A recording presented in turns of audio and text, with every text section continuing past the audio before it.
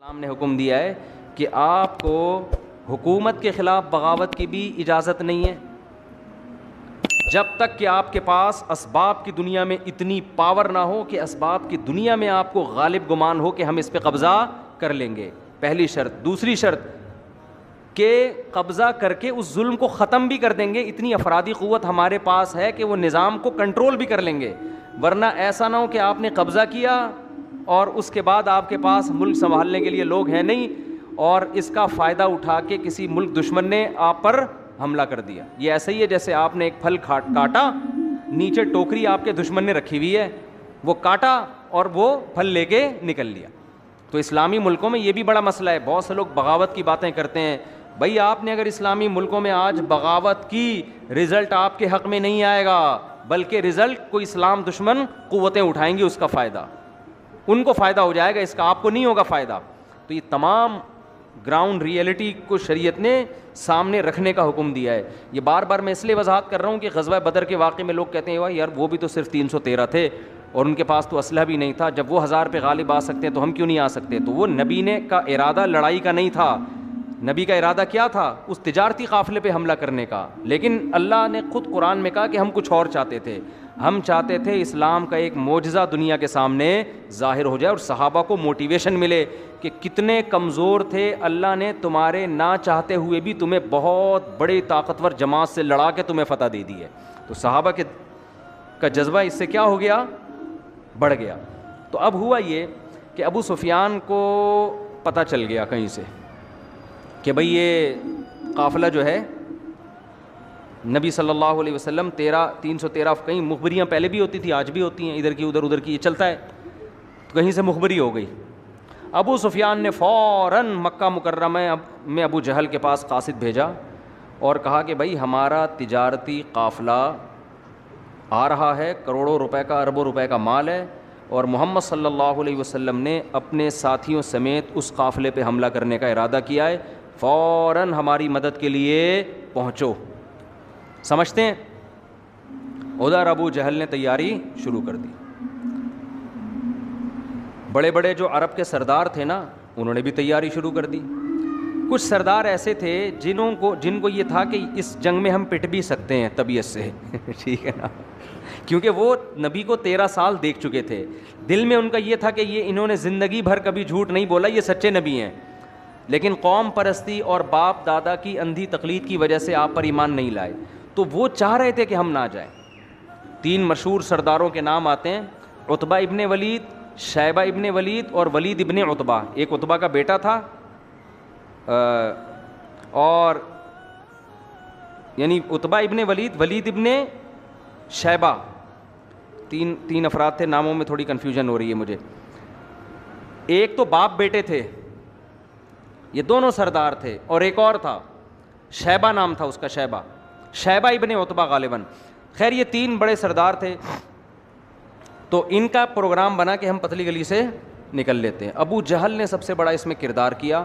سب کو جا کے غیرت کے تانے دیے, تم لوگ غیرت نہیں ہے, قوم کا کس کے لیے لڑنے کا جذبہ نہیں ہے, اس طرح کے تانے دے کے نا سب کو جنگ کے لیے تیار کیا.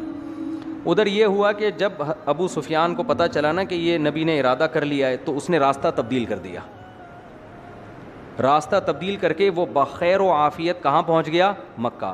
وہاں جا کے بہت سے سمجھدار لوگوں نے مشورہ دیا کہ بھائی اب ہمیں جنگ کرنے کی ضرورت نہیں, ہمارا مقصد تھا تجارتی قافلے کی حفاظت کرنا, وہ بخیر و عافیت آ گیا ہے, تمیز سے آرام سے ہنسی خوشی زندگی گزارو, مسلمانوں سے خامخواہ میں پنگا لینے کی کوشش بولو نہیں کرو. اس میں سب سے بڑا کردار تھا ابو جہل کا. وہ طاقت اور تکبر میں نا کہ نہیں اب تو موقع ملا انتقام لینے کا, یہ لوگ بدر کے مقام پہ پہنچ رہے ہیں, تو ہم اب ان کو 313 افراد کو واپس جانے نہیں دیں گے, اب ہم ان کو گھیر کے قتل کریں گے. تو 1000 کا لشکر لے کے بہت سے لوگوں کو اس نے نا پن کر کے, جو پیچھے رہنا چاہتے تھے, عرب کے بڑے سردار تھے, ان کو ڈر تھا.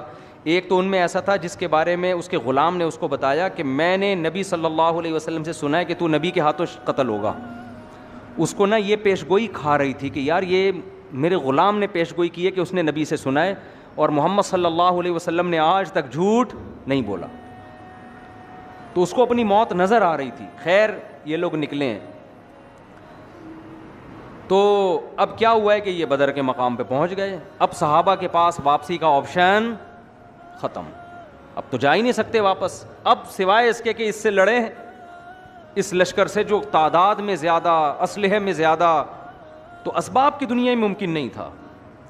لہذا نبی صلی اللہ علیہ وسلم نے صحابہ کرام کو جمع کر کے ان کے سامنے آپ نے خطاب کیا. تو زید ابن ارقم رضی اللہ تعالیٰ عنہ نے آپ وہ انصاری صحابی تھے, حالانکہ مہاجر نہیں تھے, انہوں نے عرض کیا یا رسول اللہ, ہم بنی اسرائیل, کیونکہ مسئلہ یہ ہے نا کہ بہت تھوڑے سے ہیں, اسلحہ بھی نہیں ہے, تو کیسے لڑیں, یہ تو پوری تیاری کے ساتھ آئے ہوئے ہیں, عملاً تو ممکن نہیں ہے, لیکن آپ کے پاس اب کوئی آپشن بھی نہیں ہے. تو زید ابن ارقم رضی اللہ تعالیٰ عنہ نے عرض کیا یا رسول اللہ, ہم یہاں سے بھاگیں گے نہیں, اور ہم بنی اسرائیل کی طرح ہرگز نہیں ہیں جنہوں نے حضرت موسیٰ سے کہہ دیا تھا کہ آپ جائیں اور آپ کا رب جائیں, دونوں لڑیں, انا ہاہنا قاعدون, ہم یہیں بیٹھ کے تماشا دیکھیں گے. نا نا نا نا نا, ہم آپ کے ساتھ خون کے آخری قطرے تک لڑیں گے.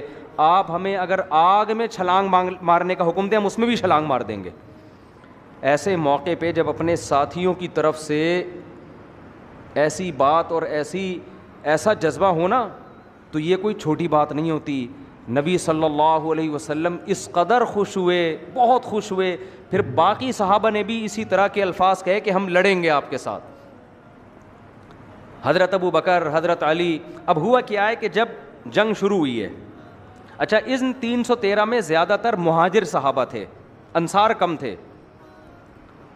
اب جب جنگ شروع ہوئی ہے نا, تو عرب میں یہ دستور تھا کہ دونوں طرف کی فوجیں جب آمنے سامنے کھڑی ہوتی تھیں, تو بعض دفعہ قوم کے جو بہادر ترین لوگ ہوتے تھے نا, وہ پہلے نکل کے آتے تھے سامنے.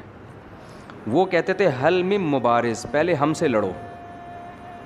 یہ بڑا نعرہ ہوتا تھا, اس لیے کہ مطلب یہ ہے کہ جب تک ہمارے مقابلے میں کوئی آ کے ہم سے لڑے, ہم قتل نہ ہو جائیں یا وہ قتل ہو جائے. ڈان کا سنا ہے نا, یہ ڈان وان جو ہوتے ہیں, ہمارے ایک دوست سے میں نے پوچھا یہ ڈان کیا ہوتا ہے, کہتے ہیں یہ ڈان, آج کل جو ڈان ہوتا ہے نا, ڈان کہتے ہیں کہ جی جس کی بڑی کسی بندے سے لڑائی ہوئی ہو, دونوں میں سے جب تک ایک قتل نہ ہو جائے تو جنگ ختم نہ ہو.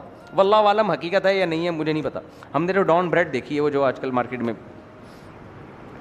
تو اب یہ فلموں میں ہوتا ہے, یہ حقیقت میں ہمیں نہیں پتا, لیکن عرب میں جنگوں میں ایسا ہوتا تھا کہ ادھر کا ڈان نکل کے آتا تھا, صحیح ہے نا, وہ کہتا تھا کہ پہلے ہم سے لڑو, جنگ بعد میں شروع ہوگی.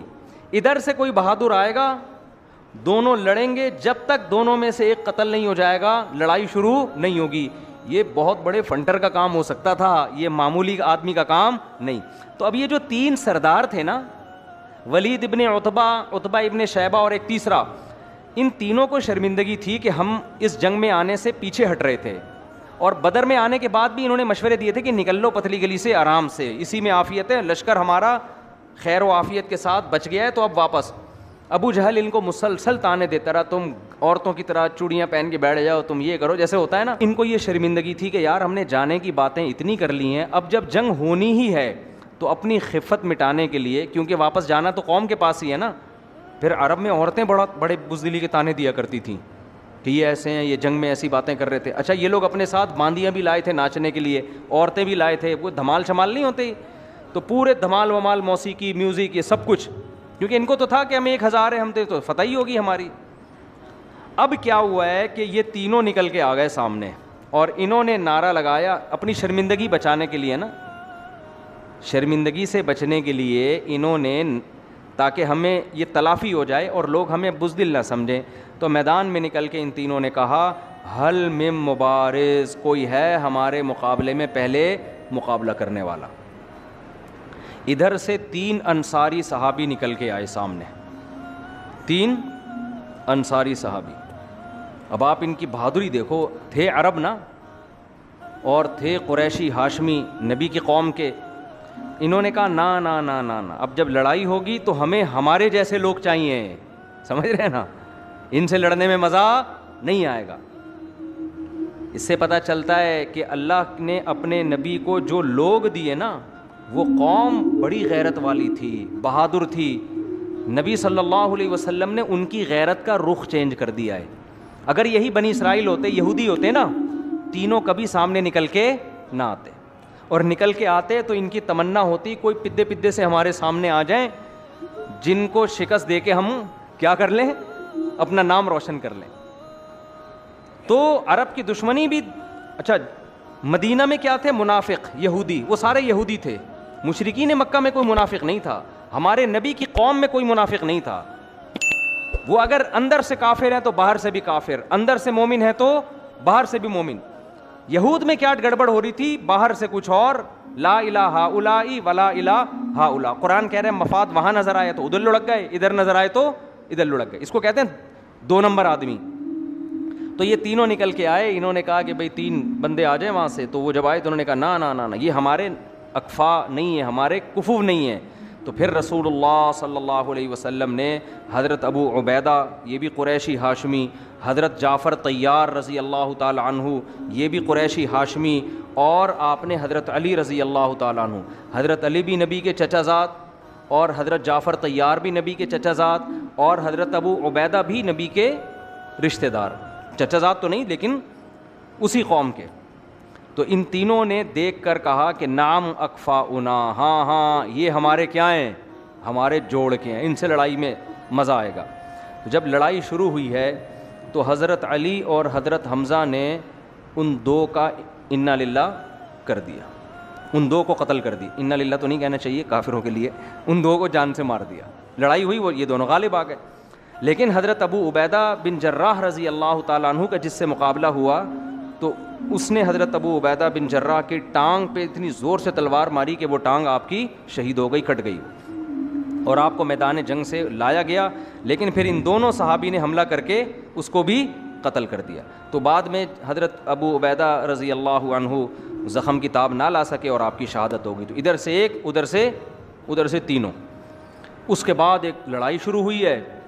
تو لڑائی میں اتنی زبردست پھر قرآن نے تسلیاں دیں, انہی آیتوں میں اللہ نے بیان کیا, اذ یریکہم اللہ فی منامک قلیلا, اللہ نے صحابہ کا رعب ان کے دلوں پہ بٹھا دیا اور ان کو جماعت کم کر کے دکھائی کہ یہ تھوڑے لوگ ہیں, اور ان کو یہ دکھایا کہ یہ بہت زیادہ لوگ ہیں. پھر اللہ نے آسمان سے فرشتے نازل کیے مدد کے لیے. تو بڑی زبردست جنگ شروع ہوئی. تو ایک مشہور صحابی ہیں, ان کا نام ذہن سے نکل گیا, اس جنگ میں ان کا بھی بڑا کردار ہے. 2 صحابی تھے, حضرت معوذ اور معاذ, یہ دونوں بچے تھے. اچھا اس جنگ میں کچھ بچے صحابہ کو واپس بھی کیا ہے, کچھ صحابہ ایسے تھے جو نوعمر تھے, آپ صلی اللہ علیہ وسلم نے ان کو جنگ سے واپس کیا. حضرت معوذ اور معاذ چھپتے پھر رہے تھے کہ نبی کی ہم پہ نظر نہ پڑ جائے, کیونکہ ہم پہ اگر نظر پڑی تو ہمیں بھی کیا کر دیا جائے گا باہر. تو یہ چھپتے پھر رہے تھے. تو ایک مشہور صحابی ہیں, اس وقت نام ذہن سے نکل گیا, وہ کہتے ہیں کہ میں نے اپنے دائیں بائیں غزوہ بدر میں دیکھا کہ معوذ اور معاذ جیسے بچے کھڑے ہوئے ہیں. تو میرے دل میں خوف پیدا ہوا کہ میرے ساتھ کوئی بہادر اور بڑے میچور لوگ ہوتے. جنگ میں ایسا ہوتا ہے نا, جب آپ لڑ رہے ہیں تو آپ چاہتے ہیں یار میرے ساتھ کون ہو, کوئی سپورٹر اچھا ہو نا. کہتے ہیں میں نے دیکھا کہ یہ دونوں کیا ہیں بچے, تو میرے دل میں خوف پیدا ہوا. کہہ رہے لیکن ان بچوں کا جذبہ یہ تھا کہ ان دونوں نے مجھ سے پوچھا کہ ابو جہل کدھر ہے. صحیح ہے نا, انہوں نے مجھ سے کیا پوچھا, جیسے ہمارے دور کے بچے ہوتے ہیں مجھ سے انکل ابو جہل کہاں ہے. ہمارے دور میں کوئی ہوتا ہے نا انکل کہتے ہیں نا بڑوں, ابو جہل کہاں ہے. کہتے ہیں میں نے کہا بھائی یہ تو بڑے بہادر بچے ہیں. معوذ, اور آپ نے نظموں میں نام سنا ہوگا نا حضرت معوذ اور معاذ کا. تو انہوں نے کہا ہم ابو جہل کہاں ہیں, ہم نے سنا ہے وہ اسلام کا سب سے بڑا دشمن ہے. تو پھر یہ لوگوں سے پوچھتے پوچھتے ابو جہل کے پاس پہنچے, لڑائی ہوئی اور بالآخر ابو جہل کو انہوں نے گرا دیا. لڑائی ابو جہل زخمی حالت میں, یہ نہیں قتل نہیں کر سکے اس کو یہ, اور ان کا بھی بازو کٹ گیا. غالباً معوذ یا حضرت معاذ رضی اللہ تعالیٰ عنہ کا بازو کٹ گیا. تو نبی صلی اللہ علیہ وسلم کا معجزہ ظاہر ہوا, آپ نے وہ بازو لگایا اور وہ بازو جڑ گیا. یہ جو ابو جہل تھا نا, جب یہ جنگ میں زخمی ہو کے نیچے گرائے تو حضرت عبداللہ ابن مسعود رضی اللہ تعالیٰ عنہ, یہ بہت دبلے پتلے صحابی تھے. ان کی پنڈلیاں اتنی باریک تھیں کہ یہ شلوار ٹخنوں سے اوپر اٹھاتے, اس سے زیادہ نہیں اٹھاتے تھے. وجہ اس کی یہ تھی, کہتے مجھے شرم آتی تھی اپنی پنڈلیاں دکھاتے ہوئے, اتنی باریک پنڈلیاں تھیں. تو یہ تھے بھی غریب مسکین. یہ اصحاب صفہ میں سے تھے جن کے بارے میں آتا ہے نا غربت کی وجہ سے پورے کپڑے نہیں ہوتے تھے پہننے کے لیے. تو یہ بڑے مسکین صحابی تھے. انہوں نے جب دیکھا کہ ابو جہل جو ہے یہ پڑا ہوا ہے, زخمی, تڑپ رہا ہے, تو یہ اس کے سینے پہ جا کے بیٹھ گئے اس کی گردن کاٹنے کے لیے. تو وہ ابو جہل ان سے کیا کہتا ہے کہ ابن مسعود آج تو بہت اونچی جگہ پہ بیٹھا ہے, یعنی مرتے ہوئے بھی کم بخت کس قدر تکبر, کہ آج تو ایک سردار کے سینے پہ بیٹھا ہے بہت اونچی جگہ پہ. اور پھر کہنے لگا کہ میری گردن کاٹنا تو ذرا نیچے سے کاٹنا, تاکہ پتہ چلے کسی سردار کی گردن ہے, جب کٹے گی نا تو گردن دیکھ کے پتہ چلے کسی عرب سردار کی گردن ہے. حضرت عبداللہ بن مسعود نے اس کی گردن کاٹی اور رسول اللہ صلی اللہ علیہ وسلم کی خدمت میں لے جا کے رکھ دی. آپ صلی اللہ علیہ وسلم سجدے میں گر گئے اور آپ نے فرمایا اللہ نے اس امت کے فرعون کو قتل کر دیا. اتنا خوش ہوئے آپ صلی اللہ علیہ وسلم, کیونکہ اس نے بہت فساد مچایا تھا. 13 سال مکہ میں نبی صلی اللہ علیہ وسلم کو تکلیف دینے کا کوئی موقع اس نے اپنے ہاتھ سے چھوڑا نہیں تھا. تو بالآخر لڑائی ہوئی ہے اور ان کے 70 بندے قتل ہو گئے اور 70 گرفتار ہو گئے. گرفتار میں بھی بڑے بڑے لوگ. حضرت عباس جو نبی کے چچا تھے وہ بھی مشرکین مکہ کے ساتھ جنگ میں تھے.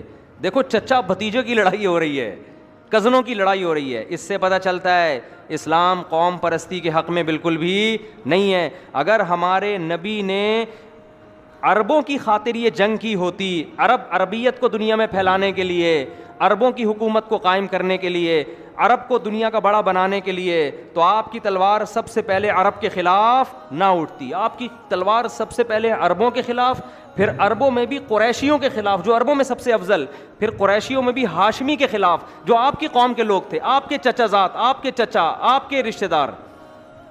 اور آج ہماری جنگ ہوتی کس کے نام پہ ہے؟ قوم پرستی کے نام پہ. آپ پنجابی ہو, آپ پٹھان ہو, آپ مہاجر ہو, آپ سرائکی ہو, اللہ کی قسم قیامت میں اللہ کو ان ناموں سے کوئی دلچسپی نہیں ہے. ہمارے ایک دوست تھے, میں نے ان سے کہا آپ کی قوم میں ایک بری رسم ہے, یہ چھوڑ دو. وہ عالم بھی تھے, میرے شاگرد تھے. میں نے کہا یار جا کے اپنی قوم کو سمجھاؤ یہ اس رسم سے. ارے بھائی فن والے بیٹھے ہوئے ہیں, خیریت سے ہیں, طبیعت ٹھیک ہے آپ کی؟ تو میں نے ان سے کہا کہ ہمارے بچے نا دیکھ رہے ہوتے ہیں یہ بیٹھ کے, جب موقع ملتا ہے فن لے کے بیٹھ جاتے ہیں بچے. تو ان کو میں نے ویڈیو بنا کے بھیجی فن والوں کو. میں نے کہا یار یہ دیکھو ہمارے بچے کیا کر رہے ہیں. تو مجھے خوشی اس پر ہوتی ہے, چلو وہ بیہودہ پرینک نہیں دیکھ رہے نا. اس زمانے میں نا بچہ اگر آپ کا سگریٹ پی رہا ہے شکر ادا کرو کہ چرس نہیں پی رہا. یہ ایسا زمانہ ہے, صحیح بتا دوں میں. لوگ اس پہ کہہ رہے ہوتے ہمارا بچہ سگریٹ پی رہا ہے, بھائی چرس نہیں پی رہا, اس پہ شکر ادا کرو. ارطغرل ڈرامہ دیکھ رہا ہے اس پہ, تو یہ نہیں کہ ڈرامہ دیکھ رہا ہے, یہ دیکھو کہ کوئی فلم نہیں دیکھ رہا. تو یہ دور ایسا فتنے کا دور ہے, تو ہم اس پہ خوش ہوتے ہیں, چلو یار کوئی ایسی چیز دیکھ رہے ہیں. خیر کیا عرض کر رہا تھا میں, ابے کیا بات چل رہی تھی, اتنا قومیت کی. میں جلدی سے وہ بتا دوں نا. میں نے ان سے کہا کہ دیکھو تمہاری قوم میں یہ رسم ہے, آپ عالم ہو, آپ ان کو جا کے سمجھاؤ. انہوں نے کہا استاد جی ہماری قوم میں یہ ہے, ہم کیا کریں, یہ تو ہمارا قوم ہی ہے, تو باپ دادا سے چلی آ رہی ہے, اور یہ ہم نہیں چھوڑ سکتے. میں نے کہا ٹھیک ہے. پھر قیامت کے دن جب اللہ تعالیٰ تم سے پوچھے کہ میں نے قرآن میں حکم تو یہ دیا تھا, تم اس کے خلاف کیوں چلے, تو کہہ دینا اللہ میں چونکہ مہاجر تھا تو اس لیے اس میں ہمارے ہاں ایسا نہیں تھا, یا اللہ میں پٹھان تھا تو پٹھانوں میں ایسا نہیں ہوتا, یا اللہ میں پنجابی تھا تو چونکہ پنجابیوں میں ایسا نہیں ہوتا. تو اللہ اگر کہتے ہو اچھا چلو پنجابیوں کے لیے یہ آیت نہیں نازل ہوئی تھی, پٹھانوں کے لیے نہیں ہوئی تھی, یہ مہاجروں کے لیے سرائکیوں کے لیے نہیں ہوئی تھی, یہ آیتیں تو بس ویسے ہی میں نے نازل کر دی تھیں, اس سے یہ والی قوم خارج تھی. تو اگر اللہ آپ کی اس دلیل سے مطمئن ہو جائے تو بہت زبردست بات ہے یار, یہ تو بڑی خوشی ہوگی پھر ہمیں. اور اگر اللہ ان نعروں سے متاثر نہیں ہوتا تو میں نے کہا بھائی اپنی قوم کو رکھو ایک طرف. اللہ کیا ہے, دیکھو قوم سے محبت ہونا برا نہیں ہے. انسان کو جب اپنا ہم زبان ہم قوم کہیں ملتا ہے تو ایک خوشی ہوتی ہے, یہ تو نیچرل ہے. لیکن قوم پرستی میں اپنی قوم کی ظلم میں حمایت کرنا اور دوسری قوم کی حق میں بھی مخالفت کرنا, یہ اللہ کو عمل پسند نہیں ہے. باقی قوم سے محبت ہونا ہی تو نیچرل ہے. خیر, تو نبی کی تلوار سب سے پہلے کس کے خلاف چلی بدر میں؟ اپنی قوم کے خلاف. تو 70 بندے پکڑے گئے اور 70 کیا ہو گئے؟ قتل ہو. یہ ایسا کام ہو گیا جس کی توقع بالکل بھی نہیں تھی کہ یہ کیا ہو گیا. نبی صلی اللہ علیہ وسلم تو وہ جب 313 کو میدان میں لائے ہیں نا, تو اس دوران مسلسل دعاؤں میں مشغول رہے آپ صلی اللہ علیہ وسلم. کیونکہ اس جنگ میں شکست کا بھی اسباب کی دنیا میں امکان بہت تھا نا، اسباب کی دنیا میں. تو صحابہ کرام نے اس بات کا بڑا خیال کیا کہ رسول اللہ صلی اللہ علیہ وسلم کی جان کی ہم حفاظت کریں، ایسا نہ ہو کہ آپ کو کوئی شہید کر دے. تو صحابہ نے باقاعدہ پہرے دیے، نبی کے لیے خیمہ بنایا کہ آپ کے قریب کوئی نہ آئے یہاں. تو آپ صلی اللہ علیہ وسلم نے بخاری کی حدیث کے مطابق آپ نے دعا کیا مانگی اس دوران، اے اللہ یہ تھوڑے سے لوگ ہیں، اگر یہ قتل ہو گئے، شہید ہو گئے، لم تعبد، پھر قیامت تک زمین پر تیری عبادت نہیں ہوگی، کیونکہ میں آخری نبی ہوں اور یہ آخری جماعت ہے اور یہ پوری کریم ہے جو میں لے کر آ گیا ہوں. حالانکہ اللہ نے مدد اور نصرت کے وعدے کیے تھے، لیکن پھر بھی رسول اللہ صلی اللہ علیہ وسلم نے اللہ کے سامنے عاجزی اور انکساری کی. علماء کہتے ہیں اللہ نے جتنے بھی وعدے کیے ہوں، ہمیں اللہ کے سامنے فقیر ہی بننے کا حکم ہے. تو نبی نے روتے رہے سردے میں، اے اللہ اگر یہ جماعت شہید ہو گئی تو پھر قیامت تک تیری زمین پر عبادت نہیں ہوگی. تو 70 مارے گئے. جب وہ 70 مارے گئے ان کی لاشوں کو کنویں میں ڈالا گیا. پھر آپ صلی اللہ علیہ وسلم نے ان لاشوں سے خطاب کیا، سب کا نام لیا، ایک ایک سردار کا، اور کہا کہ بتاؤ جس چیز کا اللہ نے تم سے وعدہ کیا تھا کیا تم نے وہ اپنی آنکھوں سے دیکھ لیا؟ کیا اس کو برحق پایا؟ حضرت عمر کھڑے تھے، عرض کیا یا رسول اللہ کیا یہ سن رہے ہیں؟ یہ تو مردے ہیں. آپ ان سے خطاب کر رہے ہیں کہ بتاؤ اللہ نے تم سے جس جہنم کا وعدہ کیا تھا وہ تم نے پا لیا ہے، دیکھ لیا؟ کہا تھا نا اللہ نے تمہیں شکست ہوگی، تم مغلوب ہوگے. اب آگے سے تو کوئی جواب نہیں آ رہا. تو حضرت عمر نے عرض کیا یا رسول اللہ کیا یہ سن رہے ہیں؟ تو نبی نے فرمایا یہ تم سے زیادہ سن رہے ہیں، آج کے دن یہ تم سے زیادہ سن رہے ہیں. اب اس حدیث کی بیس پر بعض علماء کی رائے یہ ہے کہ مردے کیا کرتے ہیں؟ بولو، سنتے ہیں. جب آپ ان سے خطاب کرتے ہیں نا تو وہ سن رہے ہوتے ہیں. حضرت عائشہ رضی اللہ تعالی عنہا کو جب پتہ چلا کہ حضرت عمر اس حدیث کا مطلب یہ لیتے ہیں کہ مردے کیا کرتے ہیں؟ سنتے ہیں، تو حضرت عائشہ نے فرمایا اللہ عمر پہ رحم کرے، وہ نبی کی بات کا مطلب نہیں سمجھے. حضرت عائشہ نے اس حدیث کا مفہوم یہ بیان کیا کہ سننے کا مطلب میری بات سنے نہ سنے، یعنی جو سننے کا مقصد تھا وہ آج ان کو زیادہ حاصل ہو رہا ہے. یعنی ہماری تو نہیں سن رہے، لیکن جو ہم کہنا چاہتے ہیں نا یہ اپنی آنکھوں سے دیکھ رہے ہیں. اب یہ اسی وجہ سے علماء کا اختلاف ہے کہ مردے سنتے ہیں کہ نہیں سنتے. بعض کہتے ہیں یہ حدیث کا یہ حدیث اپنے ظاہر پر نہیں ہے، ان کی بھی دلیل ہے. وہ کہتے ہیں قرآن میں آتا انک لا تسمع الموتى، اے نبی آپ مردوں کو نہیں سنا سکتے. ولا تسمع الصم الدعاء، اور جو بہرے ہیں ان کو سنا نہیں سکتے، اندھوں کو راستہ دکھا نہیں سکتے. تو خیر اب یہ اختلافی مسئلہ ہے. پنجاب میں دبا کے اس پہ غزوہ بدر اور غزوہ احد قائم ہوتا رہتا ہے ہر تھوڑے دنوں میں نا. میری رائے کہ نہیں سنتے، کسی بعض لوگوں کی رائے کو سنتے ہیں، تو ہمیں کیا کرنا ہے. آج کل زندہ نہیں سن رہے نا آج کل. تو اختلافی مسئلہ ہے. میری رائے کہ نہیں سنتے. میری رائے کہ قرآن کی جو آیت ہے نا فَإِنَّكَ لَا تُسْمِعُ الْمَوْتَى، نبی آپ ان کو مردوں کو نہیں سنا سکتے. خیر اس کی پھر لوگوں نے تعویلات کی ہیں علماء نے بعض.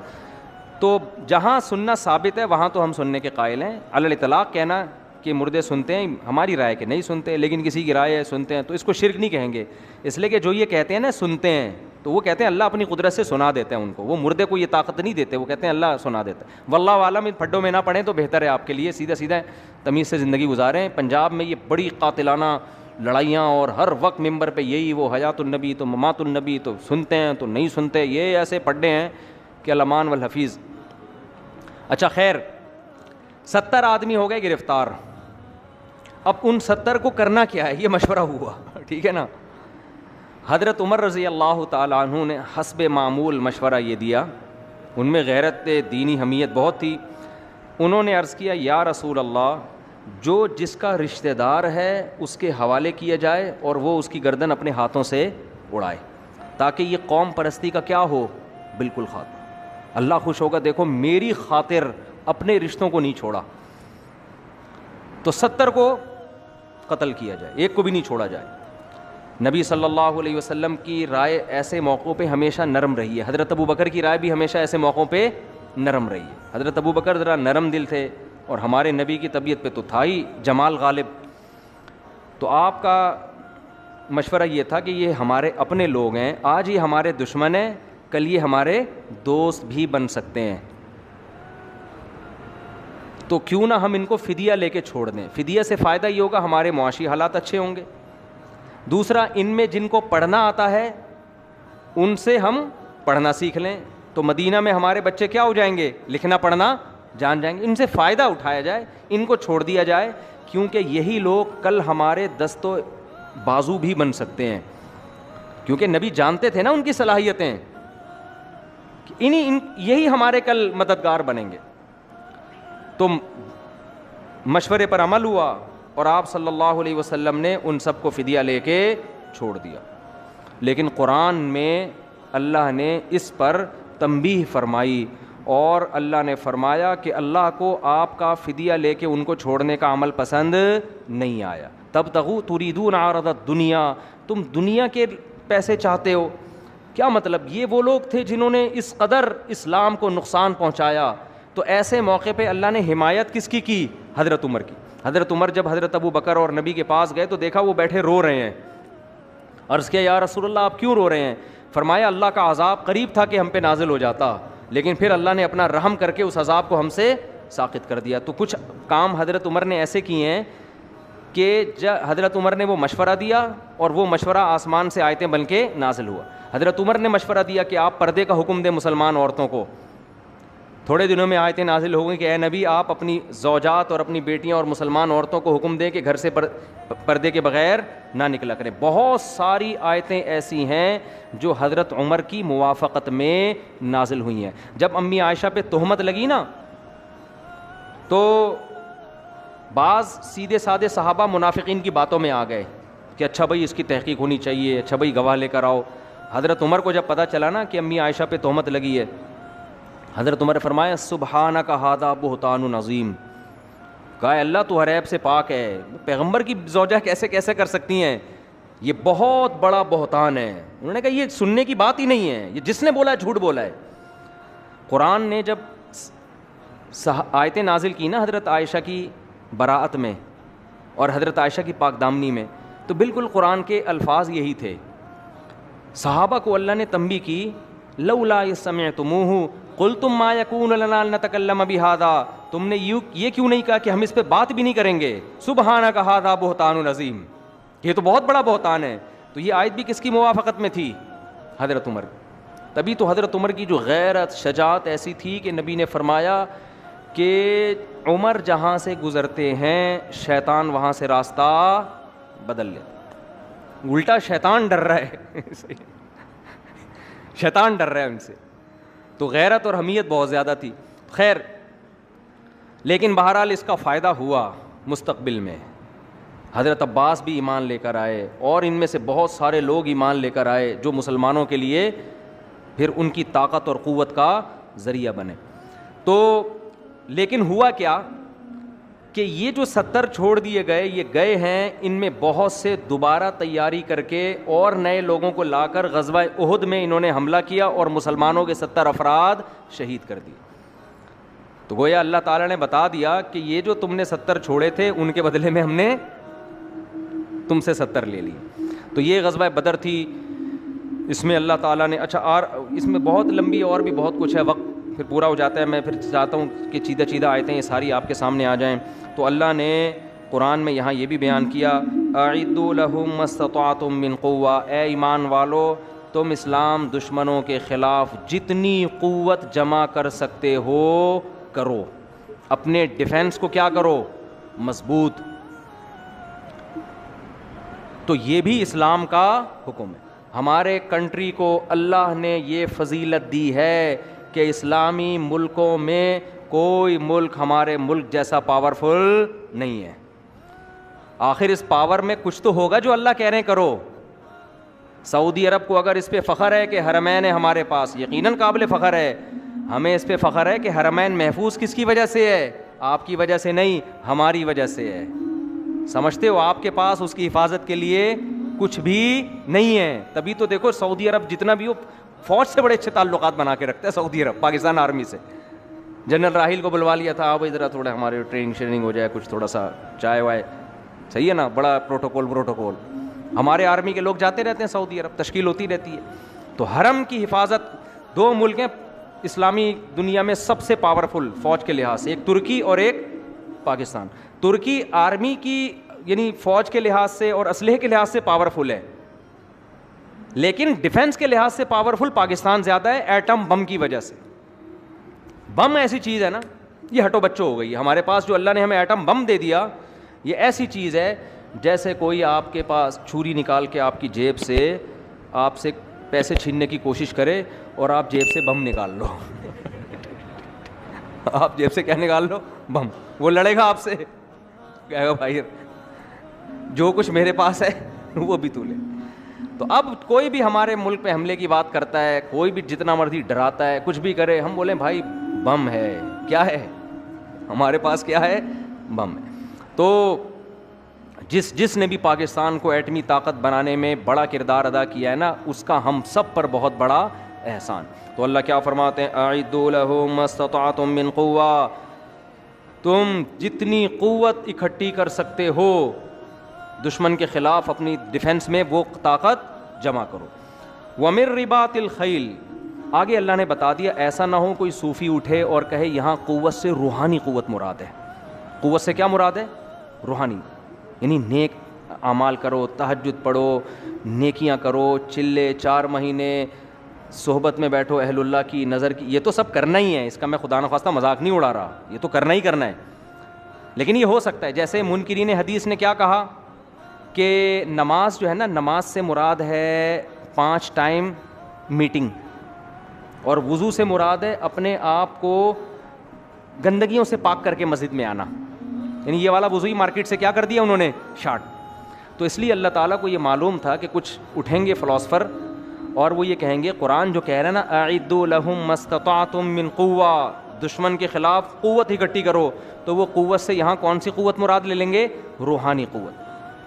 پھر عاملوں کے ٹوپی ڈرامے بھی شروع ہو جائیں گے. ہم نے اتنے عملیات کر لیے ہیں کہ پاکستان کا بارڈر کیا ہو گیا ہے؟ محفوظ. 3 مسٹنڈے اس بارڈر پہ بٹھا دیے ہیں, 6 مسٹنڈے اس بارڈر پہ, انہوں نے جنات کے ذریعے کنٹرول کیا ہوا ہے. ٹھیک ہے. تو اس لیے اللہ نے فرمایا ہے کہ یہاں قوت سے مراد کیا ہے؟ من رباط الخیل, گھوڑے باندھ کے رکھو. اس زمانے کا سب سے بڑا ہتھیار کیا تھا؟ گھوڑا. اور حدیث میں اس آیت کی تفسیر ہے, آپ نے فرمایا الا ان القوۃ الرمی, الا ان القوۃ الرمی, الا ان القوۃ الرمی, خبردار سنو, اللہ نے جو کہا نا قوت اکٹھی کرو, اس سے مراد پھینکنے کی طاقت ہے. رمی کہتے ہیں کس کو؟ پھینکنے کو. آپ رمی کرتے ہیں نا وہاں حج پہ جب جاتے ہیں, کیا مطلب؟ آپ نے اپنی پھینکنے کی طاقت کو بڑھانا ہے. ایسے میزائل کہ یہاں بیٹھے بیٹھے فائر کرو, پھینکنے کی قوت بڑھاؤ. اس زمانے میں جب تلوار کی طاقت تھی تو نبی تیر کو تلوار پر ترجیح دے رہے ہیں, اس لیے کہ تلوار میں جتنا دشمن کے قتل ہونے کا خطرہ ہے اتنا ہی آپ کے, تیر میں آپ کا خطرہ کم ہے, دشمن کا زیادہ. اس لیے میزائل ٹیکنالوجی کو زیادہ فوکس کرو. امریکہ جب افغانستان میں آیا تو نیچے اترے بغیر ہی پورا ملک فتح کر لیا اس نے. کیوں؟ فضائی طاقت تھی نا. ارے اوپر سے بم برسا کے پورے ملک کو کیا کر لیا؟ یعنی تباہ کر دیا نا پورے ملک کو. تو اس لیے نبی نے فرمایا الا ان القوۃ الرمی, قوت سے کیا مراد ہے؟ تیر اندازی. تو اس میں گھوڑوں کا استعمال اور حدیث میں تیر کا استعمال کا حکم دیا. اور نبی صلی اللہ علیہ وسلم نے فرمایا کیا ہے وہ, ان الخیل معقود فی نواسیھا الخیر الی یوم القیامہ, اللہ نے گھوڑے کی پیشانی میں قیامت تک کے لیے جہاد رکھ دیا ہے. گھوڑے کی پیشانی میں اللہ نے قیامت تک کیا رکھ دیا ہے؟ جہاد. گھوڑے سے جہاد قیامت تک ہوگا. ہم جب یہ حدیث پڑھتے تھے ہم حیران ہوتے تھے, یار آج تو گھوڑے سے جہاد نہیں ہو رہا, آج تو ٹینکوں سے ہو رہا ہے. لیکن آپ کسی بھی ملک کی کسی آرمی کے آفیسر سے جا کے پوچھو, وہ کہے گا آج بھی کوئی آرمی گھوڑے سے مستغنی نہیں ہوتی. دنیا میں بہت ساری جگہیں ایسی ہیں جہاں گھوڑے کے علاوہ کوئی بھی نہیں جا سکتا. پہاڑوں پہ گھوڑا چلتا ہے, ٹینک چل نہیں سکتے. دنیا کی ہر فوج گھڑ سواری سیکھتی ہے اور گھوڑوں پہ لڑائی کرنا سیکھتی ہے یہ آج بھی. تو نبی نے فرمایا قیامت تک گھوڑا جو ہے نا بہت سے فقہا کے نزدیک حلال ہے, امام حنیفہ کے نزدیک مکروہ تحریمی ہے, اعلی جہاد ہے. وہ کہنے گھوڑے کاٹ کاٹ کے ختم کر دیے تو لڑو گے کس پہ بیٹھ کے؟ ٹھیک ہے نا. لڑو گے کس پہ بیٹھ کے؟ تو یہ جہاد کی وجہ سے اس کو اتنا پروٹوکول دیا گیا کہ اس کے کاٹنے کو بھی مکروہ قرار دیا گیا ہے کہ نہیں بھائی یہ لڑائی کے لیے ہے، یہ کھانے کے لیے فارمی مرغی کھاؤ، بٹیر کھاؤ، ان کی پشت پہ بیٹھ کے تم لڑ نہیں سکتے، گائے کھاؤ، بیل کھاؤ، بیل سے ہل تو چلواؤ گے، لڑائی کے کام بیل نہیں آئے گا، لڑائی کے کام کون آتا ہے؟ گھوڑا، تو اس کو عزت دی گئی ہے۔ تبھی تو متنبی نے کہا اعز مقام فی الدنا سرج صابح وخیر جلیس فی الزمان کتاب۔ یہ شعر پڑھتا ہوں بڑا مزہ آتا ہے۔ متنبی سے کسی نے پوچھا کہ مرد کے لیے سب سے عزت والا مقام کون سا ہے؟ آج آپ نوجوان سے پوچھیں یار سب سے زیادہ مرد کے لیے عزت کا مقام کون سا ہے، وہ کہے گا جب میں پب جی میں جیت رہا ہوں، پب جی کھیلتے ہوئے کیا کر رہا ہوں؟ جیت رہا ہوں۔ کوئی اور ٹھرکی ہوگا تو وہ کہے گا جب میری سیٹنگ کامیاب ہو جائے، میں سلام بھیجوں وہاں سے بھی رپلائی آ جائے، یہ میرے لیے سب سے خوشی اور عزت کی بات ہوگی، دوستوں کو فخر سے بتاتا ہے الحمدللہ سیٹنگ کامیاب۔ لیکن متنبی کا یہ کانسیپٹ نہیں تھا، کیونکہ آج سے 1000 سال پہلے گزرا نا۔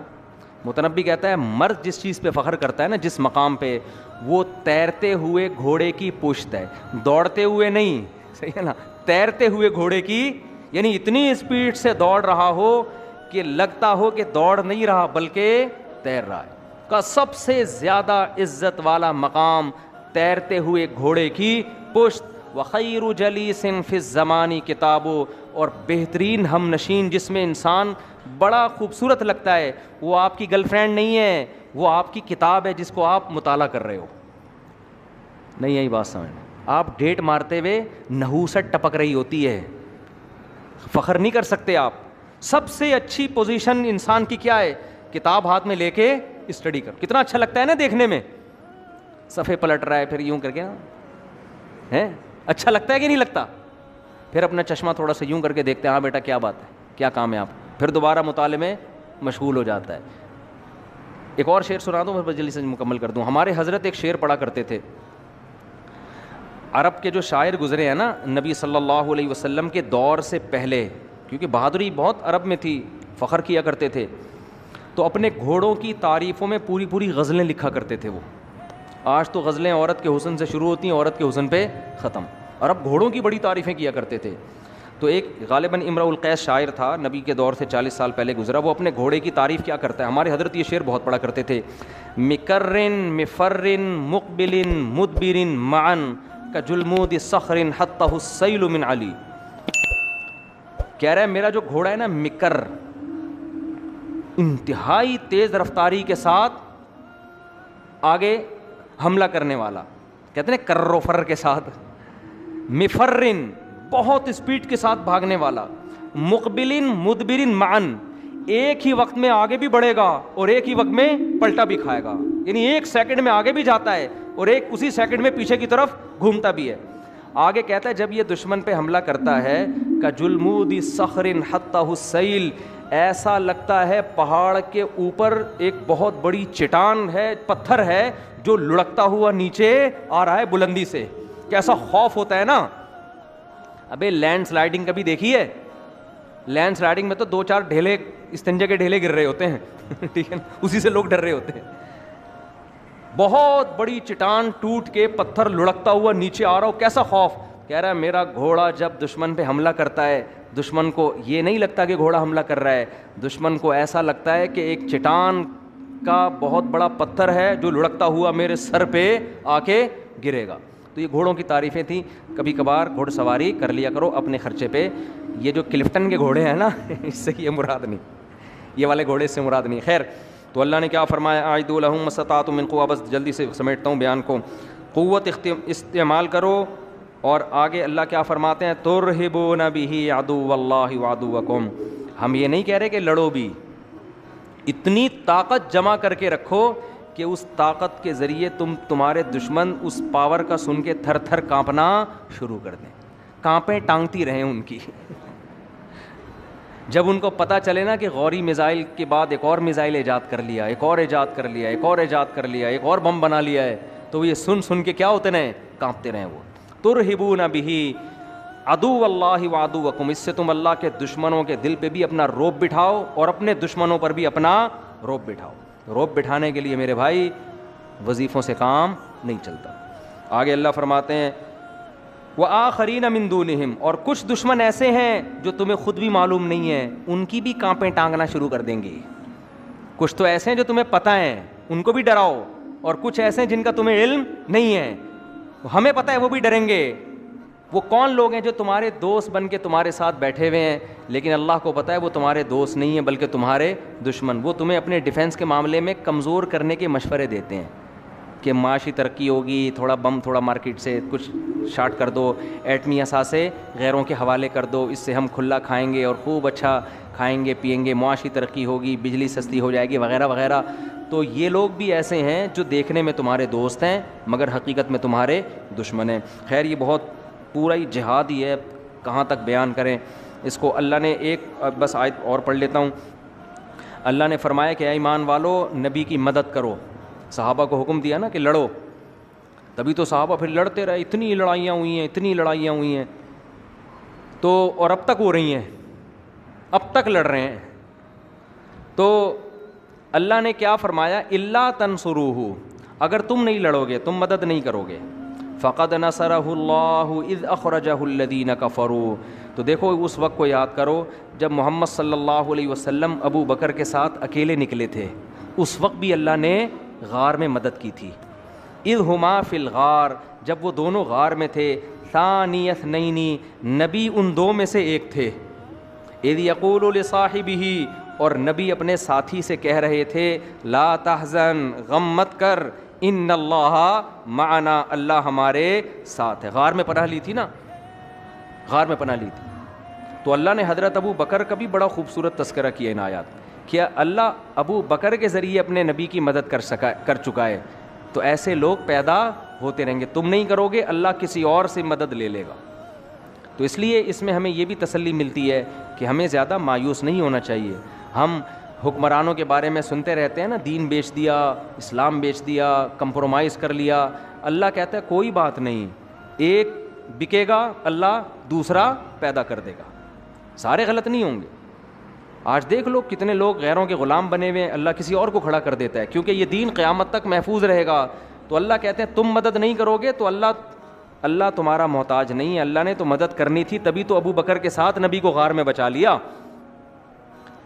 تبھی تو بچا لیا. اور ایک آخری علمی نقطے کی بات کر کے بس درس ختم کرتا ہوں.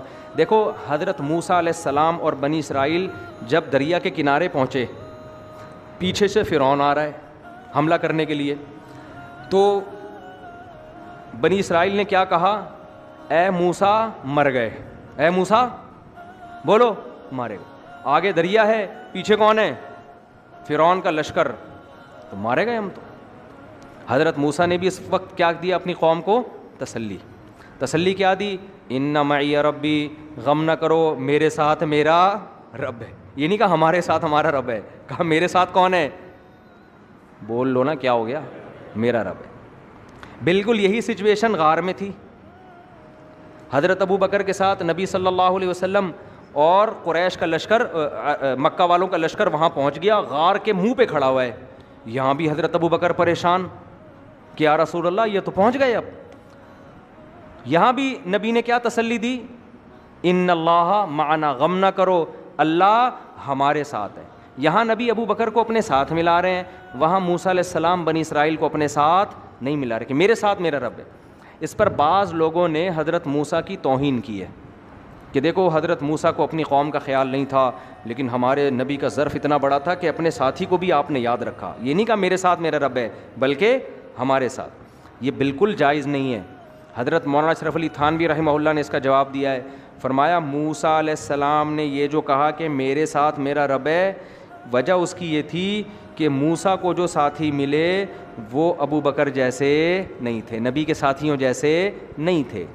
حضرت موسیٰ کو یہ تھا کہ نالائقو، اتنے معجزے اپنی آنکھوں سے کمبختوں دیکھ لیے تم لوگوں نے، اللہ نے تمہیں مروانا ہوتا تو یہاں تک کیوں لے کے آتا. اب آ کے کہہ رہے ہو انا لمدرکون، پکڑے گئے مارے گئے. او بھائی جس رب نے اب تک بچایا وہ بھی بچائے گا. تو موسیٰ علیہ السلام کو خطرہ یہ تھا کہ یہ اللہ کی ان کو واقعی میں نہ مار دے. بھائی اب تک اللہ تمہاری مدد کر رہا ہے، اب بھی کچھ پیدا کر دے گا. تو تسلی کی بات کرو. تسلی کی بات نہیں کر سکتے تو کم از کم یہ تو نہ بولو کہ مروا دیا. مدرکون پکڑے گئے, مارے گئے. اتنے جزم کے ساتھ کہہ رہے ہیں انا لمدرکون, یقینی بات ہے کہ بے شک ہم, لام بھی تاکید, مارے گئے. اب تو بچنے کا کوئی آپشن ہے ہی نہیں, ساری محنت موسیٰ برباد ہو گئی. حضرت موسیٰ کو کتنا غصہ آیا ہوگا. اس لیے حضرت موسیٰ نے دل میں سوچا ہوگا پتہ نہیں ان کی مدد ہوگی کہ نہیں ہوگی. اپنے بارے میں تھا ان معی ربی, میرے ساتھ کون ہے, میرا رب. ادھر نبی کو پتا تھا حضرت ابو بکر نے کوئی ایسا جملہ ناشکری کا تنزیہ زبان سے نہیں نکالا, کوئی نکالا. اس لیے حضرت ابو بکر کے بارے میں نبی نے, وہ تو ساتھ دے رہے ہیں آپ کے, تو اس لیے نبی نے ابو بکر کو تسلی دی ان اللہ معنا, ہم دونوں کے ساتھ اللہ ہے. اللہ ایسا نہیں کرے گا کہ مجھے بچا لے آپ کو چھوڑ, دونوں کو بچائے گا اللہ تعالیٰ. تو یہ صحابہ میں اور دوسری امتوں میں فرق تھا. اللہ تعالیٰ سمجھنے کی عمل کی توفیق دیتا ہے, نقصان پہنچانے کی فکر شروع کر دیتا ہے. بہت کم لوگ ایسے ہوتے ہیں جو دوسرے کی خوشی پہ خوش ہو. مارکیٹ میں ایسے لوگ کیا ہیں, شارٹ ہیں. فَيَكِيدُ لَكَ كَيْدًا إِنَّ الشَّيْطَانَ لِلْإِنسَانِ عَدُوٌّ مُبِينٌ, شیطان انسان کا کھلا ہوا دشمن ہے. ایک سوال کا گویا جواب تھا کہ بھائی کیوں بھائی کی پریشانی پہ خوش ہو, بھائی کیوں بھائی کی خوشی پہ پریشان ہوں گے. تو یعقوب علیہ السلام نے کہا بھائیوں کا مسئلہ نہیں, یہ مسئلہ شیطان کا ہے. شیطان دلوں میں کیا ڈال دیتا ہے, حسد. وَكَذَلِكَ يَجْتَبِيكَ رَبُّكَ, پھر خواب کی تعبیر بتائی, پوری تعبیر نہیں بتائی. شاید ان کا ذہن نہ گیا ہو پوری تعبیر کی طرف, بلکہ اتنا بتا دیا کہ اس خواب سے یہ پتہ چلتا ہے کہ اللہ تجھے کوئی نوازنے والا ہے. وہ نوازے گا کیسے, یجتبیک ربک, تیرا رب تجھے منتخب کرے گا.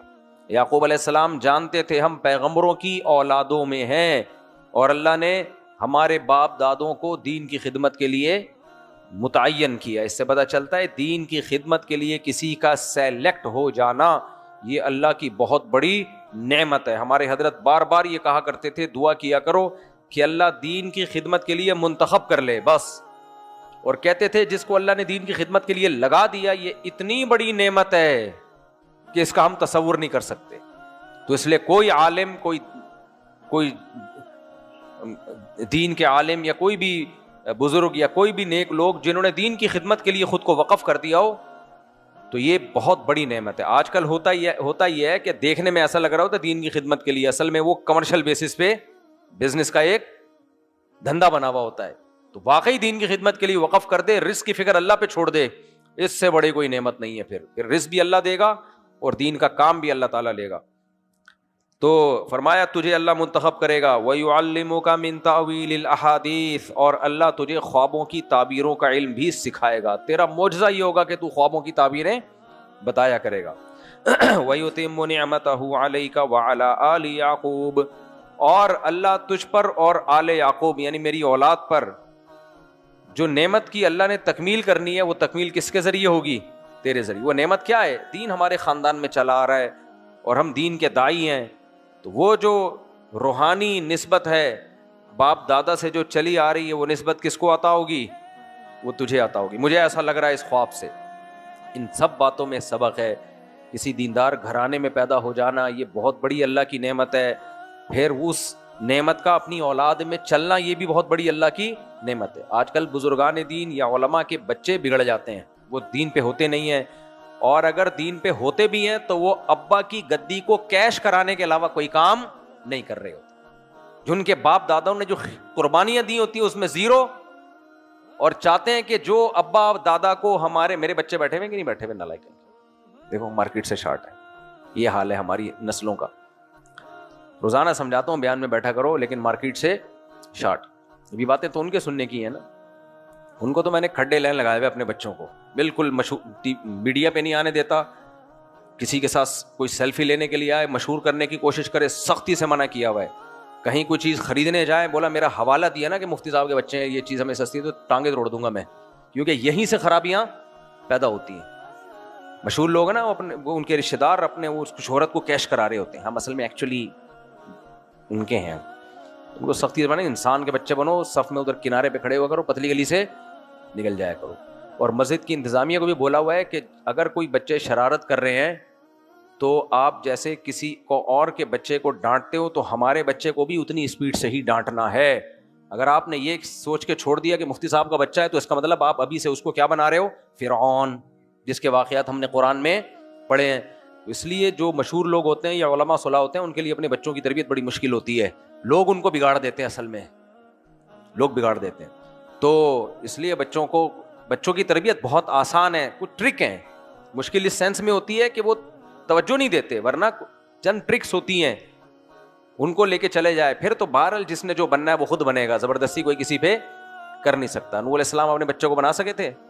ہم نے کل واقعہ پڑھا تھا نا, نوح علیہ السلام کا بچہ کافر ہو کے مرا ہے. تو اللہ سب کے بچوں کو ہدایت دے, لیکن کسی کی تربیت کرا دینا یہ بڑا مشکل کام ہے. یعنی انسان کا بچہ بننا, انسان کے بچے کا کیا مطلب, اس میں تواضع ہو, مشہور ہونے کا شوق نہ ہو. کیونکہ جو چیز باپ دادا سے ملتی ہے نا وہ پھر انسان چاہتا ہے میرے پاس بھی ہو. حالانکہ باپ دادا کو وہ محنت سے ایک چیز ملی ہوتی ہے, ان کو فری پھوکٹ میں ملی ہوتی ہے. تو فری پھوکٹ میں ملے گی تو اس سے نقصان کیا ہوتا ہے, حب جاہ پیدا ہوتی ہے, عزت کی لالچ, شہرت کی لالچ, دولت کی لالچ, یہ سب چیزیں بیڑا غرق کر دیتی ہیں. ہمارے شیخ حضرت مفتی عبدالرحیم صاحب کو ہم نے دیکھا ہے, ایسا اپنے بچوں کی ماشاءاللہ تربیت کی ہے, نظر بس سے اللہ بچائے, لگتا نہیں ہے کہ کسی بڑے آدمی کے بچے ہیں یہ. اور ہم تو 30 سال سے ان کے ساتھ ہیں نا, شروع سے ہی ان کے دل میں صاحب زادگی نہ پیدا ہو کہ ہم بڑے بزرگ کے یا بڑے عالم کے یا محتمم کے بچے ہیں. نا نا نا, وہ بھی لائن میں لگیں گے کھانے کے لیے. کسی استاذ کی شان میں ذرا سی بے ادبی کا الحمدللہ ان سے تصور نہیں ہے. بعض دفعہ یہ ہوتا ہے بھائی میں تو جی فلاں کا بیٹا ہوں, مجھ سے ذرا تمیز نہ, سب کو ایسے لگایا ہوا ہے لائن پہ. اس لیے ماشاءاللہ نیک بچے پیدا ہوئے ہیں. ہم تو بڑے حیران ہوتے ہیں کہ محتمم کے بچے نیک مشکل ہے تھوڑا سا. بہت سارے محتمم جو میرا بیان سن رہے ہیں ان سب کے بچے نیک ہی ہیں, ان کے علاوہ کی بات کر رہا ہوں. خیر, تو میرے بھائی اپنی قابلیت سے اللہ کسی کو کچھ بنا دے ٹھیک ہے, نہیں تو بھائی گمنامی کی زندگی گزارو. بس اللہ سے یہ دعا کرو اللہ دین کی خدمت لے لے, گمنام بن کے خدمت لے لے. شہرت تو بہت بڑی آزمائش ہے, پھر اللہ مشہور کر بھی دینا وہ نعمت ہے. دنیا کے پیچھے جو بھاگتا ہے پھر دنیا ملتی ہے, یہ نعمت نہیں ہے, عذاب ہے. اور جو دنیا کو لات مارتا ہے نا پھر بھی دنیا ذلیل ہو کے آئے, پھر کیا ہے یہ, پھر یہ نعمت ہے. تو شہرت کا انسان بھوکا ہو پھر شہرت ملے, یہ تو ہمارے سارے سیاسی لوگوں کو ملی بھی ہے نا اس ٹائپ کی. تو خیر, تم فرمایا کہ اللہ تعالیٰ تمہیں تمہارے باپ دادا پہ جو اللہ نے نعمت کی یعنی دین کی خدمت کے لیے اللہ نے منتخب کیا, اللہ تمہیں بھی منتخب کرے گا. جو تمہارے باپ دادے کون تھے, ابراہیم و اسحاق, اسحاق بھی تھے اور ابراہیم بھی. لقد کان فی یوسف و اخوتہ آیات للسائلین, اللہ کہتے ہیں یوسف اور ان کے بھائیوں میں پوچھنے والوں کے لیے بڑی بڑی نشانیاں ہیں. اذ قالوا لیوسف واخوہ احب الی ابینا منا, یوسف علیہ السلام کے جو سوتیلے بھائی تھے سب مل کے کہنے لگے یوسف اور ان کے والد, ان کے بھائی جو بنیامین تھے, یہ دونوں ایک ماں سے تھے اور وہ باقی دوسری والدہ سے. یعقوب علیہ السلام نے بھی زیادہ شادیاں کی تھیں. آپ کو شرم آئے گی تو پھر دیکھیں گے, اس بارے میں غور کریں گے. وَنَحْنُ عُصْبَةٌ, حالانکہ ہم مضبوط جماعت ہیں, یعنی ہم 11 بھائی ہیں لمبے قد کے, باپ کا ہم دست و بازو بن سکتے ہیں, طاقتور ہیں. تو باپ کو تو طاقتور سے محبت ہونی چاہیے, لیکن باپ کو ان 2 چھوٹوں سے محبت ہم سے زیادہ ہے. تو ان ابانا لفی ضلال مبین, ہمارے ابا کھلی غلطی میں پڑے ہوئے ہیں.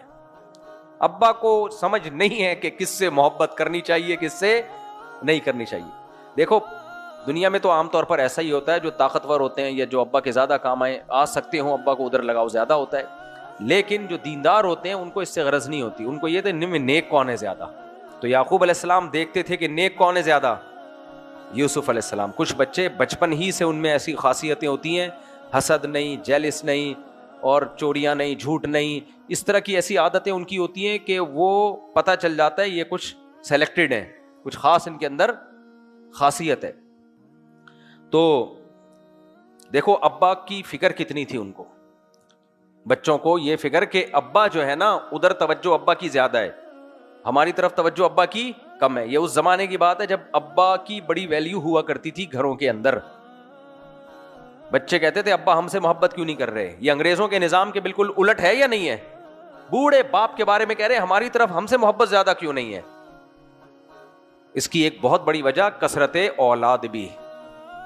تو انگریز میں اس کا نہیں ہے کہ ابا مجھ سے کہتے ہیں ابا تو اولڈ ہاؤس میں جا, وہاں کیرم بورڈ کھیل, ڈبو کھیل, اسنوکر کھیل, وہاں جا کے ہمارا کھانس کے بڈھے ہمارا ٹائم ضائع مت کر. یہ لبرل لوگوں کے یہاں باپ کی یہ ویلیو ہے, ابا مر گیا تو پروگرام کینسل نہیں ہو رہے. لیکن مذہبی گھرانوں میں باپ سے محبت اتنی کہ ابا ادھر کیوں زیادہ ہے, میری ابا سے پیسے تھوڑی مانگ رہے تھے یہ, بلکہ کہہ رہے تھے نحن العصبہ, ہم ہیں کمانے والے, ہم ہیں طاقتور, ابا کی خدمت ہم زیادہ کر سکتے ہیں. لیکن ابا کی محبت کدھر کو ہو رہی ہے, ادھر کو. تو کہنے لگے اقتلوا یوسف او اطرحوہ ارضا, یوسف کو قتل کر دو یا کسی ایسی جگہ پہ ڈال آؤ جا کے, یخلو لکم وجہ ابیکم, تمہارے ابا کی توجہ صرف تمہاری طرف ہو. دیکھو پیسے نہیں چاہیے ان کو, پیسے تو یہ دے رہے ہیں نا, نحن العصبہ کا مطلب ہم مضبوط طاقتور لوگ ہیں, اکنامکلی بھی اور جسمانی لحاظ سے بھی. تو اگر ابا سے ایسی محبت ہو تو اس کا مطلب ہے کہ دیندار گھرانہ ہے. اور اگر ابا سے محبت صرف یہی ہے کہ وراثت مل جائے, میرے پاس بہت کیس آ رہے ہیں آج کل, ابا وراثت میرا حصہ, میں نے کہا چماٹ لگاؤ سالے ایسی اولاد کو. 3-4 دن پہلے ایک صاحب آئے, کسی کو پتہ نہیں چلے گا, راز فاش نہیں ہو رہا, میرے بیٹے مجھ سے وراثت مانگ رہے ہیں, کہہ رہے ہیں ہمارا حصہ دو, کروڑ پتی آدمی ہے. میں نے کہا تم نے ایسے بچے پالے ہوئے کیوں ہیں, چماٹ کیوں نہیں مارتے ان کو, ٹھڈے مار مار کے نکالو, بولو دفعہ ہو یہاں سے, کمبخت میں زندہ ہوں اور بول رہے ہمارا حصہ دو. ان کا حصہ کہاں سے آ گیا؟ ایسی نالائق اولاد کو ٹھڈے مار کے نکالنا چاہیے. حصہ کوئی نہیں ہوتا, باپ کی زندگی سب باپ کا ہے. حدیث میں آتا ہے انت ومالک لابیک, تو بھی, تیرا مال بھی کس کا ہے؟ تیرے باپ کا ہے. تو میں نے کہا آپ بولو کہ میں نے ساری زندگی کمایا, اب میں بوڑھا ہو گیا ہوں بغیر, تو اب تم کما کے کھلاؤ مجھے. وہ تو اللہ نے مرنے کے بعد ضائع ہونے سے بچانے کے لیے بول دیا کہ چلو اولاد میں جائے گا یہ, تو کسی اور کو نہ جائے. باپ کی خواہش بھی ہوتی ہے کہ اولاد میں جائے. تو ایسے ایسے مارکیٹ میں نالائق اولادیں آئی بھی ہیں. خیر, وَتَكُونُوا مِن بَعْدِهِ قَوْمًا صَالِحِينَ, کہتے ہیں تو ہم یوسف کو کہیں ڈال کے آ جائیں یا قتل کر دیں, اور پھر ابا تھوڑے دن میں ابا بھول جائیں گے, اور ابا ساری توجہ کسے دیں گے؟ ہمیں دیں گے, محبت بھی ہم سے کریں گے. اب سوال پیدا ہوتا ہے جرم تو یہ بہت بڑا ہے, بھائی کو قتل کر دینا یا دور زمین میں ڈال دینا. تو کہنے لگے اس کا حل ہے نا, وَتَكُونُوا مِن بَعْدِهِ قَوْمًا صَالِحِينَ, توبہ کر لیں گے, اللہ گناہ کیا کر دے گا.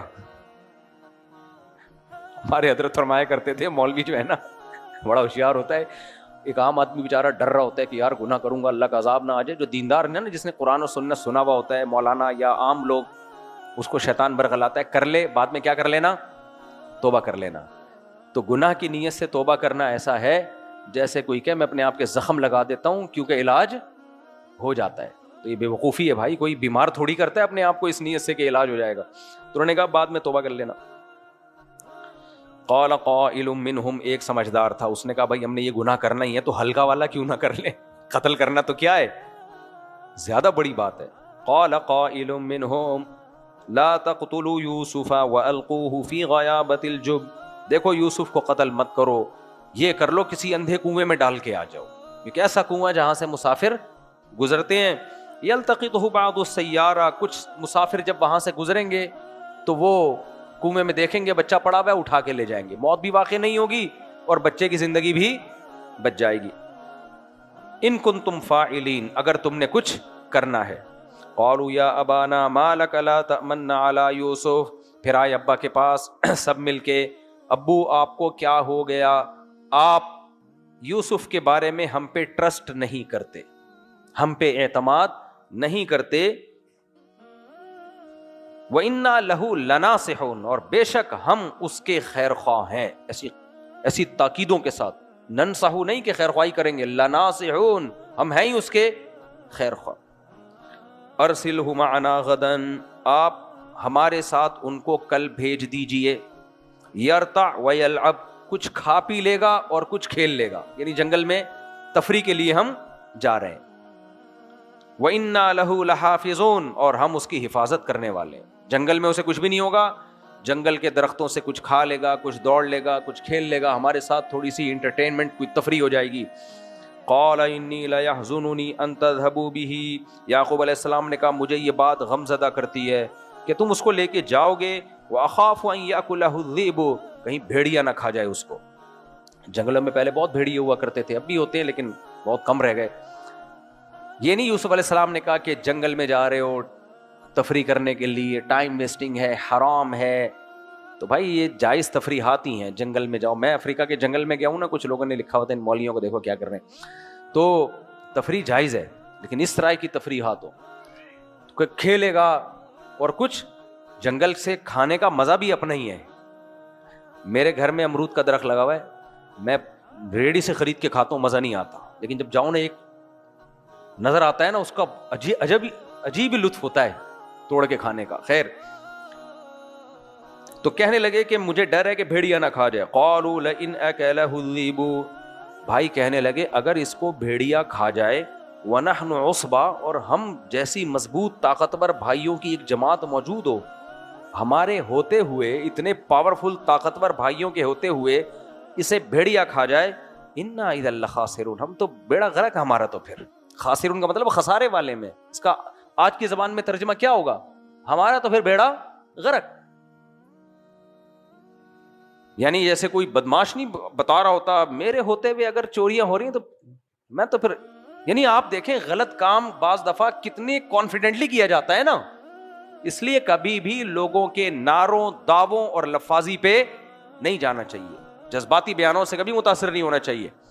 کہہ رہے ہیں انا اذا لخاسرون، پھر تو ہم خسارے والوں میں سے، ہمارے ہونے کا کیا فائدہ، اتنے طاقت لے کے ہم ایسے ہی گھوم رہے ہیں. دیکھو بیچارے یعقوب علیہ السلام کو انہوں نے کیسے ورغلایا. فلما ذهبوا به، پھر لے گئے. وجاءوا اباهم عشاء يبكون، رات کے وقت روتے ہوئے آئے ابا کے پاس. قالوا یا ابانا، اے ہمارے ابا، انا ذهبنا، ہم گئے تھے، نستبق، دوڑ کا مقابلہ کر رہے تھے، ہم نے کہا چلو بھاگتے ہیں، جو پہل ہوگا، ہوتا ہے نا بچے کھیل رہے ہوتے ہیں. وَتَرَكْنَا يُوسُفَ عِنْدَ مَتَاعِنَا، جہاں ہم نے اپنا سامان رکھا ہوا تھا وہاں ہم نے یوسف کو چھوڑ دیا حفاظت کے لیے. فَأَكَلَهُ الذِّئْبُ، بھیڑیا کے کھا گیا ان کو. وَمَا أَنْتَ بِمُؤْمِنٍ لَنَا، اور ہمیں پتہ ہے آپ ہماری بات پہ بلیو نہیں کرو گے. ہمیں پتہ ہے، ہمیں تو پہلے ہی پتہ ہے آپ نے بول دینا یہ جھوٹ ہے، ہمیں پہلے ہی پتہ ہے آپ ہماری بات پہ یقین نہیں کرو گے. وَلَوْ كُنَّا صَادِقِينَ، اگرچہ ہم کتنا ہی سچ کیوں نہ بول رہے ہوں. دیکھو جھوٹ بڑے کانفیڈنٹلی بولا جاتا ہے، سمجھ میں آ رہی ہے بات. اس لیے دو بندوں کے جھگڑوں میں یہ مت دیکھا کرو کون زیادہ رو رہا ہے. میاں بیوی کے جھگڑوں میں تو کبھی بھی یہ نہیں دیکھا کرو کون زیادہ رو رہا ہے، کون ہا ہو ہی ہا زیادہ کر رہا ہے، چیخ کون رہا ہے زیادہ. جو بولا ریلیکس، آرام سے بیٹھو تمیز سے، اب بتاؤ ہوا کیا ہے، آرام سے بتاؤ، ہی ہا ہو. اس سے بڑے فسادات ہو رہے ہیں، طلاقیں ہو رہی ہیں. بعض دفعہ اتنی رائی کا پہاڑ بنا کے پیش کیا جاتا ہے نا، بعض خواتین کی عادت ہوتی ہے جو بیان نہیں سن رہی، چھوٹی سی بات ہوگی ایسا رائی کا ساری دنیا خلاف ہو جاتی ہے، آدمی کی 2 ٹکے کی عزت نہیں رہتی سوسائٹی میں. بھائی ریلیکس یار، ہو سکتا ہے ظالم ہو، اس سے بھی بڑا ظالم ہو، لیکن دیکھو آرام سے. تو یہ چیخنا چلانا میڈیا پہ آ کے، میڈیا پہ دیکھو نا مشہور لوگوں کی طلاقیں ہوتی کیسے چیخ رہے ہوتے ہیں، تو یہیں سے اٹھا کے ٹی وی پہ جوتا مارا کرو. تو اس لیے میرے بھائی، انہوں نے بھی، امام شافعی کا دور تھا غالباً حضرت عمر کے دور میں، تو وہ ایک قاضی کے سامنے ایک عورت آئی روتے ہوئے، میرے میاں نے بڑا ظلم کیا، ہاں ہاں. تو لوگوں نے کہا حضرت بڑی مظلوم ہے، اس پہ ترس کھائیں. انہوں نے کہا بھائی میں جج ہوں، رونا دلیل حق پہ ہونے کی دلیل نہیں ہے. پھر انہوں نے یہی آیت پڑھی کہ یوسف علیہ السلام کے بھائی تو آدمی تھے، صحیح طاقتور تھے، وہ روتے ہوئے آئے تھے ابا کے پاس. تو دیکھیں گے کہ اس کو اسٹڈی کرنا پڑے گا. تو بعض دفعہ ظلم ہوتا بھی ہے، ایسا بھی نہیں ہے، ہو سکتا ہے صحیح رو رہی ہو. فرماتے ہیں وجاءوا اباهم عشاء يبكون، روتے ہوئے ابا کے پاس، کہنے لگے ہم کتنا ہی سچ بول لیں آپ نے ماننا نہیں. وجاءوا على قميصه بدم كذب، اور یوسف علیہ السلام کی قمیص پہ جھوٹا خون بھی لگا لیا، پتہ نہیں کس کا خون لگا کے لے آئے کہ بھیڑیے نے کھا لیا. قال بل سولت لكم انفسكم امرا، یعقوب علیہ السلام نے فرمایا نہیں، تم نے ایک معاملہ اپنی طرف سے گڑھ لیا ہے. مجھے پہلے ہی اندازہ تھا، جو حالات تو دیکھ رہے تھے نا وہ کہ کیسے حسد ہے ان کو، تم نے گھڑ لیا ایک معاملہ. فصبر جمیل، میرے پاس اب صبر کے علاوہ کوئی آپشن نہیں. یہ صبر جمیل کا مطلب، صبر جمیل اس صبر کو کہتے ہیں جس میں ذرا بھی شکوہ نہ ہو. دیکھو حضرت حکیم الامہ ایک بات فرمایا کرتے تھے نا کہ جو چیز اختیار میں ہے اسے چھوڑو نہیں، جو اختیار میں نہیں ہے اس کے پیچھے مت پڑو. بڑھاپے میں یعقوب علیہ السلام کے پاس اس کے علاوہ کوئی آپشن نہیں تھا. کیوں؟ بیٹوں کو سزا دیتے نا، بیٹے کہتے ہیں آپ کے پاس دلیل کیا ہے کہ ہم جھوٹ بول رہے ہیں؟ کیا سزا دیتے بیٹوں کو؟ پھر بڑھاپے میں اگر ان سے محروم ہو جاتے تو کیسے رہ لیتے پھر وہ؟ تو اس کا کچھ مواقع زندگی میں ایسے آتے ہیں کہ بڑے سے بڑے ظلم کو آپ کو یہ کہہ کے برداشت کرنا پڑتا ہے کہ میرے پاس صبر کے علاوہ کوئی آپشن نہیں ہے. اور یہ قرآن سے ثابت ہے جو مولانا شریف تھانوی نے فرمایا کہ جو چیز اختیار میں ہے اسے چھوڑو نہیں, جو اختیار میں نہیں ہے اس کے پیچھے مت پڑو, کیونکہ جو اختیار میں نہیں ہے اس کے پیچھے پڑو گے تو وہ کام بھی نہیں ہو پائے گا جو آپ کے اختیار میں ہے. تو یہ ہر جگہ یہ اصول اپلائی ہوتا ہے, ہر جگہ. برائی کو ختم کرنا جس حد تک ممکن ہے کرو, نہیں تو وہ کام مت کرو جس سے صرف آپ ہیرو بن جاؤ قوم میں, برائی ختم نہیں ہوگی اس سے.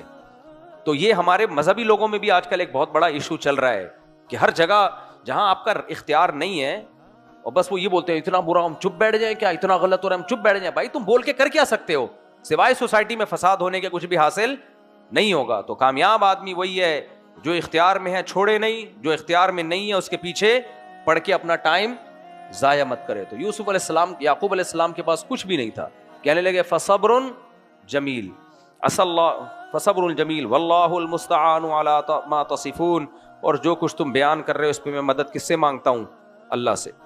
وجاء سیارۃ فارسلوا واردہم فادلی دلوا, ادھر کیا ہوا, ایک قافلہ جا رہا تھا. پہلے زمانے میں قافلے گزرتے تھے, بیچ میں کنویں کہیں بھی ہوتے اس کے قریب سے, کیونکہ پانی چاہیے ہوتا تھا.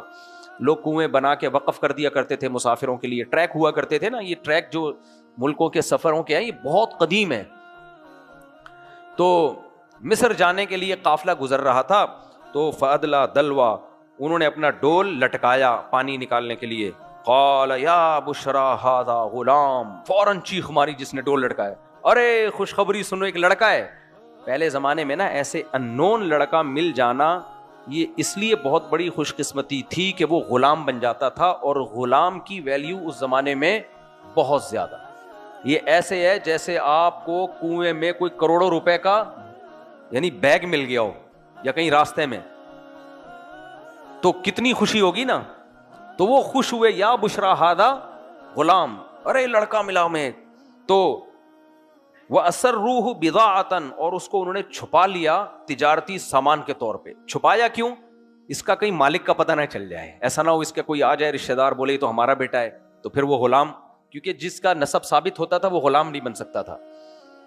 تو وَأَسَرُّوهُ بِضَاعَةً, انہوں نے اس کو اساس ایسڈ کے طور پہ, بضاعہ ایسڈ کو بولتے ہیں, ایسڈ کے طور پر ان کو کیا کر لیا, چھپا لیا کہ پتہ نہ چلے کسی کو, بیچیں گے فروخت کریں گے. وَشَرَوْهُ بِثَمَنٍ وَاللَّهُ عَلِيمٌ بِمَا يَعْمَلُونَ, اللہ کہتا ہے جو کچھ وہ کر رہے تھے اللہ سب کچھ دیکھ رہا تھا. وہ سمجھ رہے تھے ہم اللہ سے چھپا رہے ہیں, اللہ دیکھ رہا ہے کہ کیا ہو رہا ہے. وَشَرَوْهُ بِثَمَنٍ بَخْسٍ دَرَاهِمَ مَعْدُودَةٍ, بہت کم قیمت پہ لے جا کے مصر میں بیچ دیا. کیوں کم قیمت پہ بیچا, جان چھڑاؤ جلدی سے.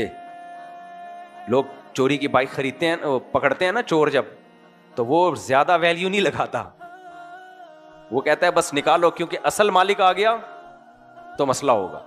تو یہ نہیں کہ ان کی قیمت کم لگ رہی تھی, بس جان چھڑانے کے لیے. وَكَانُوا فِيهِ مِنَ الزَّاهِدِينَ, جان چھڑانا چاہتے تھے. وَقَالَ الَّذِي اشْتَرَاهُ مِن مِّصْرَ لِامْرَأَتِهِ أَكْرِمِي مَثْوَاهُ, جس نے مصر سے ان کو خریدا. قرآن کے اس انداز سے پتہ چلتا ہے کہ وہ ایک دفعہ فروخت نہیں ہوئے, کیونکہ قرآن نے یہ نہیں کہا انہوں نے مصر میں لے جا کے بیچا, بلکہ قرآن تو کہہ رہا انہوں نے تو جان چھڑائی, پھر مصر میں جس نے خریدا. تو اس سے پتہ چلتا ہے مختلف اسٹیپ کے ذریعے وہ ہوتے ہوتے بکتے بکتے مصر میں پہنچے ہیں. تو مصر سے جنہوں نے جو خریدا, کیونکہ خوبصورت بہت زیادہ تھے, تو ظاہر ہے ایسے بچے کی پھر قیمت بھی زیادہ لگتی ہے, پھر قیمت بڑھتی بڑھتی بڑھتی اس کی ویلیو بڑھتی رہی, اور بالآخر وہ کہاں تک پہنچ گئے, عزیز مصر جو بادشاہ تھا اس کے جو ایک عزیز ہوا کرتا تھا, بہت بڑا درجہ تھا, وہاں تک پہنچ گئے. اس نے خرید لیا اکریمی مسوا, اور کہا اس کو عام غلاموں کی طرح مت رکھنا, اس کو عمدہ ٹھکانہ دینا. عسیٰ ان ینفعنا, ہو سکتا ہے یہ ہمیں فائدہ پہنچائے, ملازم بن کے بھی فائدہ پہنچا سکتا ہے.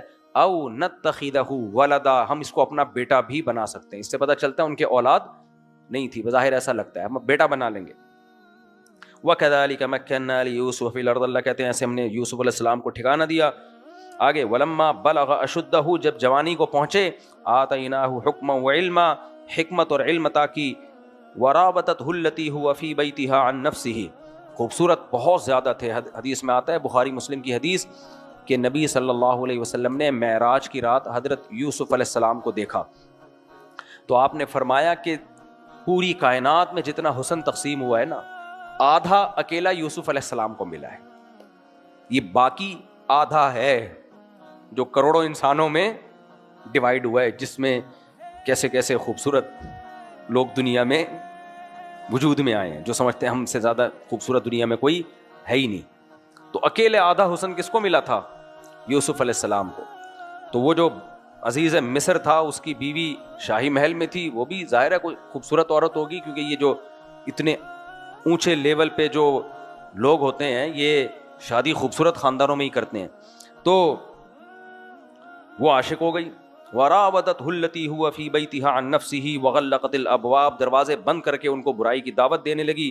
قال معاذ اللہ، یوسف علیہ السلام نے کہا اللہ کی پناہ. حالانکہ پیغمبروں میں طاقت کئی گنا زیادہ ہوتی ہے. حدیث میں آتا ہے نبی صلی اللہ علیہ وسلم میں 40 مردوں کے برابر طاقت تھی. آپ صلی اللہ علیہ وسلم، صحیح بخاری کی حدیث ہے، ایک رات میں اپنی تمام ازواج کے پاس بعض دفعہ چلے جایا کرتے تھے. آج کسی میں اتنی طاقت ہے؟ ناممکن. اور آپ کی خوراک کیا تھی؟ فاقے. آج کے نوجوانوں کی جو حالت ہے وہ کبھی خوشبو لگا کے اکیلے میں آؤ تو میں بتاؤں گا آج کل مارکیٹ میں چل کیا رہا ہے. تو اس کے کیا کیا اسباب ہیں؟ بہت سارے اسباب ہیں. تو پیغمبروں میں قوت اور طاقت بہت زیادہ ہوتی ہے. تو اجنبی جگہ ہے، وہاں اس نے برائی کی دعوت دی، دروازے بند کیے. قال معاذ اللہ، کہنے لگے اللہ کی پناہ. انہ ربی احسن مثوایا، اس عورت کے شوہر کی طرف اشارہ کیا کہ وہ میرا مربی ہے، اس نے مجھے اچھا ٹھکانہ دیا. بعض لوگوں نے اس کا ترجمہ اللہ سے بھی کیا ہے، میں بھی یہی پہلے ترجمہ کرتا تھا کہ اللہ، لیکن راجح تفسیر یہی ہے کہ حوالہ کس کا دے رہے ہیں؟ شوہر کا. اب یہاں سوال پیدا ہوتا ہے زنا سے بچنے کے لیے اس کے شوہر کا حوالہ دیا، اللہ کا حوالہ کیوں نہیں دیا کہ اللہ نے زنا کو حرام قرار دیا ہے؟ اس لیے دیا کہ اللہ کا حکم تو یوسف علیہ السلام مانتے تھے نا، وہ مسلمان تھوڑی تھی. جب کسی کو کسی چیز سے روکا جاتا ہے نا تو اس کے لیے دلیل ان اصولوں کے مطابق دی جاتی ہے جس کو سامنے والا بھی دلیل مانتا ہو. مثال کے طور پر کسی گورے کی اللہ نہ کرے بیوی سے آپ کی سیٹنگ ہو گئی، اللہ نہ کرے،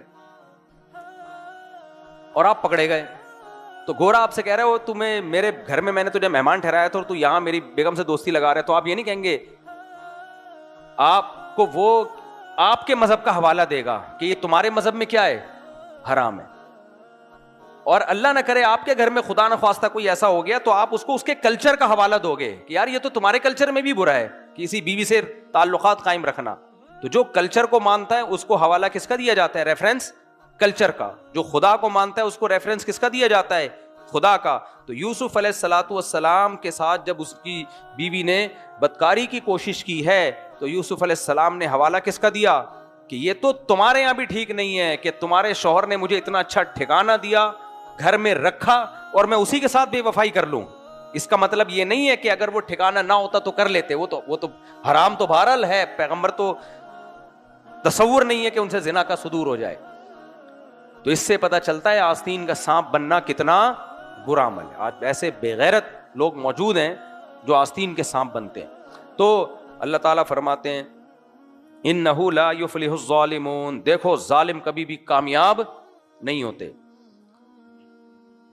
وَلَقَدْ هَمَّتْ بِهِ وَهَمَّ بِهَا، اللہ تعالیٰ کہتے ہیں یوسف علیہ السلام کے دل میں بھی خواہش پیدا ہوئی. اور عزیز مصر کی بیوی جس کو زلیخا کہا گیا ہے، قرآن و سنت میں اس کا نام زلیخا ثابت نہیں ہے، پچھلی آسمانی کتابوں میں ہے، تو نہ اس کو ہم زلیخا کہنے میں کوئی حرج نہیں ہے، کیونکہ حدیث میں آتا ہے پچھلی آسمانی کتابوں کی جو روایات ہیں ان کو بیان کر سکتے ہو جب تک کہ ہمارے ہاں اس کی مخالفت نہ ہو. تو جو زلیخا نے کیا کہا، اس نے، قرآن کہتا ہے اس کے دل میں جیسے خواہش تھی تو یہ خواہش یوسف علیہ السلام کے دل میں بھی پیدا ہوئی. کیوں پیدا ہوئی؟ اس لیے کہ یہ بشریت کا تقاضا ہے. جب بھی کوئی عورت مرد کو دعوت دے گی یا کسی عورت کوئی حسین عورت ہوگی اور جوان مرد ہوگا تو اس مرد کا اس کی طرف طبیعت کا مائل ہونا یہ فطری چیز ہے، یہ گناہ نہیں ہے.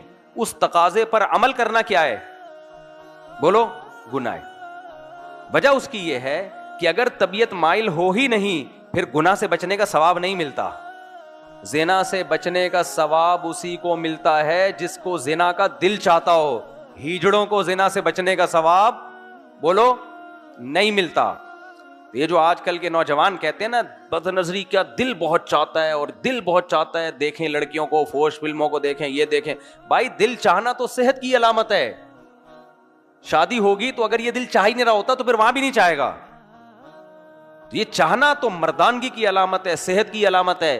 لیکن اس چاہت پر عمل کرنا, اس کے تقاضے پر عمل کرنا, تو جہاں اللہ نے اجازت دی ہے وہاں عمل کیا جائے گا, جہاں اجازت نہیں دی وہاں کیا ہے, حرام ہے, ناجائز ہے. تو اس لیے قرآن نے یہ کلیئر کر دیا کہ ان کے دل میں خواہش پیدا ہوئی ہے, لیکن انہوں نے کیا کہا, لولا ارآ برہان ربی, اپنے رب کی برہان پر انہوں نے غور کیا. اللہ تعالیٰ نے جو ان پر احسانات کیے ہیں, اللہ تعالیٰ نے جو ان کو ٹھکانہ دیا, ان احسانات پہ غور کیا کہ چاہت کے باوجود اس گناہ کے قریب نہیں جانا, اور اپنے آپ کو جتنا بچا سکتے ہو بچاؤ. واستبق الباب, دروازے کی طرف بھاگے تاکہ کسی طرح نکلیں دروازے سے. وقدت قمیصہ من دبر, اس نے آپ کی چادر جو کرتا تھا پیچھے سے پکڑا کھینچنے کے لیے, وہ پھٹ گیا. وَأَلْفَ يَا سَيِّدَهَا لَدَى الْبَابِ, جیسے ہی دروازہ کھلا تو سامنے اس کا آقا کھڑا ہوا ہے. کس کا آقا؟ زلیخا کا آقا. اللہ میاں نے شوہر کو کیا کہا ہے؟ آقا. ایک دفعہ انجینئر علی مرزا نے میرے اوپر طنز کیا تھا. میں نے کہا تھا کہ عورت کو چاہیے کہ احترام کا تقاضا یہ ہے کہ اپنے شوہر کا نام نہ لے. نام لینا بھی جائز ہے, صحابہ سے ثابت ہے, لیکن بعض خاندانوں میں نام لینے کا رواج نہیں ہے, تو یہ اچھا رواج ہے اس کے احترام, کیونکہ شریعت چاہتی ہے شوہر کا احترام کیا جائے. باقی احترام کا طریقہ ہر کلچر میں کیا ہوگا, مختلف, اور خاص طور پہ اس سوسائٹی میں جہاں شوہر میں اور جمشید میں کوئی فرق ہی نہیں رہا, اس میں تو احترام سکھایا جائے گا نا. تو پھر بعد میں نے روایتیں نکالی, بعض صحابہ سے بھی ثابت ہے کہ ان کی ازواج اپنے شوہر کو سید کہا کرتی تھیں, آقا. لیکن میں نے وہ کلپ بنا کے ڈالا نہیں کہ پھر وہ آنکڑا شروع ہو جائے گا نا, وہاں سے یہاں سے وہاں سے, میں نے کہا چھوڑ دو. لیکن قرآن سے بھی کیا پتہ چلتا ہے کہ زلیخا کے شوہر کو قرآن نے زلیخا کا کیا کہا, بولو سید. تو اس لیے اگر عورت اپنے شوہر کو سرتاج, آقا کہہ دے, کوئی قیامت نہیں آ جائے گی. تھوڑی سی بیچارے کی عزت ہو جائے گی جس کے لیے وہ جب سے شادی ہوئی ہے ترس رہا ہے. ہاں اس میں مبالغہ نہ ہو, اس میں کیا نہ ہو, مبالغہ نہ ہو. تو وہ ایک خاتون کے شوہر کا نام, مبالغہ کی کیا مطلب, شوہر کا نام تھا رحمت اللہ, تو اس کو کسی نے بتا دیا شوہر کا نام نہیں لینا, شوہر کا نام نہیں لینا. تو جب نماز پڑھتی نا, السلام علیکم منع کے ابا, السلام علیکم منع کے ابا, اس کے ابا کا نام رحمت اللہ تھا, تو اتنا یہ زیادتی ہے. تو وَأَلْفَ يَا سَيِّدَهَا لَدَى الْبَابِ, اپنے آقا کو کہاں پایا, دروازے کے سامنے. وہ دیکھ رہا ہے یہ کیا ہو رہا ہے, واٹس گوئنگ آن, یہ کیا ہو رہا ہے بھائی. اب قالت ما جزاء من اراد باهلك سوء, یوسف علیہ السلام تو ابھی خاموش ہیں کہ ذرا مقدمہ چلے گا تو میں اپنی صفائی پیش کروں گا, لیکن وہ فوراً بول پڑی, وہ جو تھی نا زلیخا, وہ فوراً بول پڑی کہ ما جزاء من اراد باهلك سوءا, آقا آپ مجھے صرف یہ بتا دیجئے کہ آپ کی بیوی کی طرف کوئی دست درازی کرے, اس کی عزت پہ ڈاکہ ڈالنے کی کوشش کرے, سزا بتائیے اس کی کیا ہونی چاہیے. یہ میں قرآن کا ترجمہ کر رہا ہوں, آپ کانفیڈنس چیک کر رہے ہو. یہ آج بھی سوسائٹی میں ہوتا ہے, اور خدا کی قسم لوگ اسی طرح بے وقوف بنتے ہیں. لوگ دیکھ رہے ہوتے ہیں کون کانفیڈنٹلی بات کر رہا ہے, بس دلائل ولائل گئے ایک طرف, تو مجرم چاہے مرد ہو یا عورت وہ اسی طرح چالاک ہوتے ہیں. جب پڑتی ہے نا تو وہ زیادہ اچھل رہا ہوتا ہے, جس نے جنازے پہ جو زیادہ رو رہا ہوتا ہے نا, مجھے شک ہوتا ہے اسی نے نہ مارا ہو, کیونکہ 2-3 کیس ایسے آ چکے ہیں کہ قاتل کا جس پہ شبہ تھا نا وہ بہت لپٹ لپٹ کے رو رہا تھا. تو اس لیے میں نہیں کہہ رہا جو رو رہا اس کو گولی سے مار دیں, لیکن یہ ہوتا ہے سیاسی لیڈروں میں تو بہت ہوتا ہے, بہت اچھل کے ہاں ہاں ہاں, تو سمجھ لو کہ مروانے والا کون ہے. تو اس لیے دلائل کو دیکھا کرو, جذبات کو مت دیکھا کرو. دلائل کے بعد پھر جذبات سے بھی متاثر ہو, انسان کو اللہ نے بنایا جذباتی. تو جب جیسی دیکھا سردار سامنے کھڑا ہوا ہے, قالت ما جزاء من اراد باهلك سوءا, آپ مجھے یہ بتاؤ آپ کی بیوی کے ساتھ کوئی برائی کا ارادہ کرے, سزا بتاؤ خالی اس کی. یعنی اس طرف آنے ہی نہیں دے رہی کہ پہلے اس کی تحقیق ہو کہ کون صحیح, یہ بھی نہیں کہہ رہی میں صحیح ہوں یہ غلط ہے, نہ آپ سزا بتاؤ, خالی سزا بتاؤ کہ کیا ہونی چاہیے. قالت تو الا ان یسجن او عذاب علیم, آپ نہیں بتا رہے میں بتا دیتی ہوں. پھر سزا بتائی, یا تو ان کو جیل میں ڈال دو یا دردناک عذاب دو، کوئی اور کوڑے لگا کے یا کسی بھی طریقے سے. یہ سجیشن تو میری طرف سے ہے، باقی پھر آپ بھی مشورہ دے سکتے ہو اس بارے میں. کوئی آپ کے ذہن میں کوئی سزا ہو تو مجھے بتا دیں آپ. قال ہی راودتنی، جب وہ چپ ہوئی ہے نا یہ ساری تقریر جھاڑ کے، پھر یوسف علیہ السلام نے کہا ہی راودتنی عن نفسی، اس نے مجھے ورغلانے کی کوشش کی ہے، میں اس کی طرف نہیں بڑھا. کیوں؟ یہ پوزیشن اپنی واضح کر رہے ہیں کہ ایسا نہ ہو کہ تم مجھ سے بدگمان ہو کہ تم نے مجھے یہاں غلاموں والی زندگی نہیں دی. اس نے اچھا ٹھکانہ دیا تھا، جو مصر کا عزیز مصر تھا نا، اس نے غلاموں کی طرح نہیں رکھا تھا. تم یہ نہ سمجھو کہ تم نے مجھے اتنا اچھا ٹھکانہ دیا اور میں نے تمہارے ہی گھر میں خیانت کی کوشش کی. اس لیے میں یہ بیان کر رہا ہوں تمہارے سامنے کہ ہی راودتنی عن نفسی، اس نے مجھے ورغلانے کی کوشش کی ہے. وشہد شاہد من اہلہ، اب جھگڑا کھڑا ہو گیا. ایسی خبریں پھیلتی ہیں تو اور بھی لوگ آ جاتے ہیں، ہاں بھائی شور شرابہ ہو رہا ہے، کیا ہوا بھائی کیا ہوا. تو اب سب پریشان، بھائی یہ غلطی کون کر رہا تھا؟ کنفیوژن تو ہو گئی نا. ایک طرف وہ یوسف علیہ السلام کی سیرت کو دیکھ رہا ہے عزیز مصر کی، یار یہ تو بڑے پاک دامن ہیں، ان سے لگتا نہیں کہ یہ ایسا کریں گے. لیکن دوسری طرف ایسے الزامات اکثر مردوں پہ ہی لگتے ہیں. تو انہی کے خاندان میں قرآن کہتا ہے ایک عقل مند نے بولا کہ دیکھ لو بھائی ان کا، اس نے پہلے کرتا دیکھ لیا ہوگا کہ پیچھے سے پھٹا ہوا ہے. تو وہ بڑا ذہین تھا، اس نے یہ نہیں کہا کرتا چونکہ پیچھے سے پھٹا ہوا ہے اس کا مطلب یہ آگے آگے بھاگ رہے تھے وہ پیچھے تھی. اس نے یہ نہیں کہا. وہ بھی بہت ذہین تھا، اس نے کہا کہ بعض دفعہ یہ اس طرح سے شو کرنا پڑتا ہے کہ میں نیوٹرل ہوں، میں کسی کی سائیڈ نہیں لے رہا، میں ایک معیار بتاؤں گا حق اور باطل کا، اس معیار پہ رکھ لو، یہ صحیح، اس معیار پہ اس کا جھوٹا ہونا ثابت ہو جائے تو یہ جھوٹا، اس کا سچا ہونا ثابت ہو جائے تو یہ سچا. تو یہ بڑی عقل مندی کا کام کیا اس گواہ نے. اس نے یہ نہیں کہا کہ قمیص چونکہ پیچھے سے پھٹی ہوئی ہے اس لیے یہ آگے بھاگ رہے تھے. اس نے کہا بھائی دیکھ لو، ان کان قمیصہ قد من قبل فصدقت وهو من الکاذبین، کرتا آگے سے پھٹا ہوا ہے تو وہ سچی ہے اور یہ معاذ اللہ جھوٹ بول رہے ہیں، اور اگر کرتا پیچھے سے پھٹا ہوا ہے تو پھر یہ سچے ہیں، وہ جھوٹ بول رہی ہے. فلما رأى قمیصہ قد من دبر، دیکھا کہ بھئی کرتا تو پیچھے سے پھٹا ہوا ہے. اس نے کہا یہ کیسے ممکن ہے کہ ایک بندہ عورت کے پیچھے ہو اور کرتا اس کا پھٹ جائے، یہ ممکن نہیں ہے. تو فوراً کہنے لگا قال انہ من کیدکن، کہنے لگا یہ تم عورتوں کی کنہ، یہ ضمیر عورتوں کے لیے استعمال ہوتی ہے، یہ تم عورتوں کی شرارت ہے، تدبیر ہے، شرارت بھی نہیں تدبیر ہے، تم نے ٹرک چلی ہے، ایسا مقدمہ بنایا. اور ان کیدکن عظیم، تمہاری تدبیریں واقعی بہت خطرناک ہوتی ہیں. میں نہیں کہہ رہا بھائی مجھے بلا وجہ بدنام کیا ہوا ہے، عزیز مصر کہہ رہا ہے اور اللہ اس کا کلام نقل کر رہا ہے. تو جب اللہ کسی کا کلام نقل کرے نا تو اس کی بھی کوئی ویلیو ہونی چاہیے. یوسف عارض عن ھذا، اب مسئلہ بادشاہ کے ساتھ یہ ہوتا ہے کہ مشہور لوگوں کے جب اسکینڈل بنتے ہیں نا تو بدنام بہرحال وہی ہوتے ہیں، یہ ہمیشہ سے ہوتا ہے. تو اس نے کہا یار اب میں سزا دوں گا تو مصیبت میں آؤں گا، بیوی کو سزا دوں گا تو پتہ چل جائے گا لوگوں کو کہ میری بیوی کا ٹاکرا کس، معاذ اللہ یعنی چکر کس سے چلانے کی کوشش کر رہی ہے. وہ گھر کے مشہور تو یہی تھا کہ وہ غلام ہے نا، وہ تو اس نے اچھا ٹھکانہ دیا ہوا تھا. تو لوگوں کی میری عزت رہے گی کہ میری بیوی گھر کے غلام پہ عاشق. اور اگر میں یوسف علیہ السلام کو سزا دیتا ہوں، ان پہ الزام ڈال دوں تو بے گناہ کو سزا، پھر بھی بدنامی تو ہوگی نا، کچھ نہ کچھ بات تو پھیل جائے گی نا کہ یہ ہوا کیسے بھائی، تمہارا روب نہیں ہے وغیرہ وغیرہ. تو اس لیے اس نے عقل مندی کا کام کیا. آج کل یہ عقل مندی بھی لوگوں میں ہے نہیں، بعض چیزیں دبانا بہتر ہوتا ہے، اس کو اچھالنے میں اپنا ہی پیٹ ننگا ہو جاتا ہے انسان کا. تو اس نے کہا جو اس میں غیرت میں آ جاتے ہیں نا زیادہ ہو کر کے وہ بیڑا غرق کر دیتے ہیں. تو اس نے کہا یوسف اعرض عن ھذا، یوسف اگنور، کیا کرو، اعرض اعراض کہتے ہیں اگنور کرنا، اگنور کرو یار، اگنور کرو. واستغفری لذنبک، تو بھی توبہ استغفار کر لے، کیونکہ وہ خدا کو تو مانتے تھے، مشرک تھے لیکن خدا کا تصور تو تھا نا. توبہ استغفار کر. انکی کنتی من الخاطئین، غلطی تیری ہے.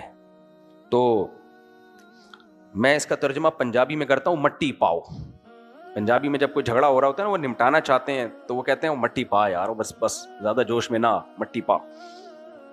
وقال نسوة في المدينة امرأة العزيز تراود فتاها عن نفسه، آپ کو پتا ہے پازیٹیو بات سوسائٹی میں نہیں پھیلتی ہے، نیگیٹو سیکنڈوں میں جنگل میں آگ کی طرح پھیلتی ہے. کسی نے کوئی اچھا کام کیا ہو کسی کو نہیں پتا ہوگا، برا کام کیا ہو لیک ہو گیا بس پھیل گیا. تو وہ تو بادشاہ نے تو مٹی پانے کی کوشش کی کہ اس کو یہیں دفن کر دو، لیکن تھوڑے سے ٹائم میں یہ خبر جنگل میں آگ کی طرح پھیل گئی اور پورے مصر میں عورتوں کی زبان پہ ایک ہی جملہ کہ امرأۃ العزیز تراود فتاها عن نفسی. عزیز مصر اتنا بڑا عہدہ، اس کی بیوی اپنے گھر کے غلام پہ عاشق ہو گئی. یعنی کوئی لیول بھی تو ہوتا ہے نا، سمجھ میں آ رہی ہے بات؟ لیول بھی تو ہوتا ہے. بیوی کسی اور ملک کے شہزادے پہ عاشق ہو جاتی، کیا خیال ہے؟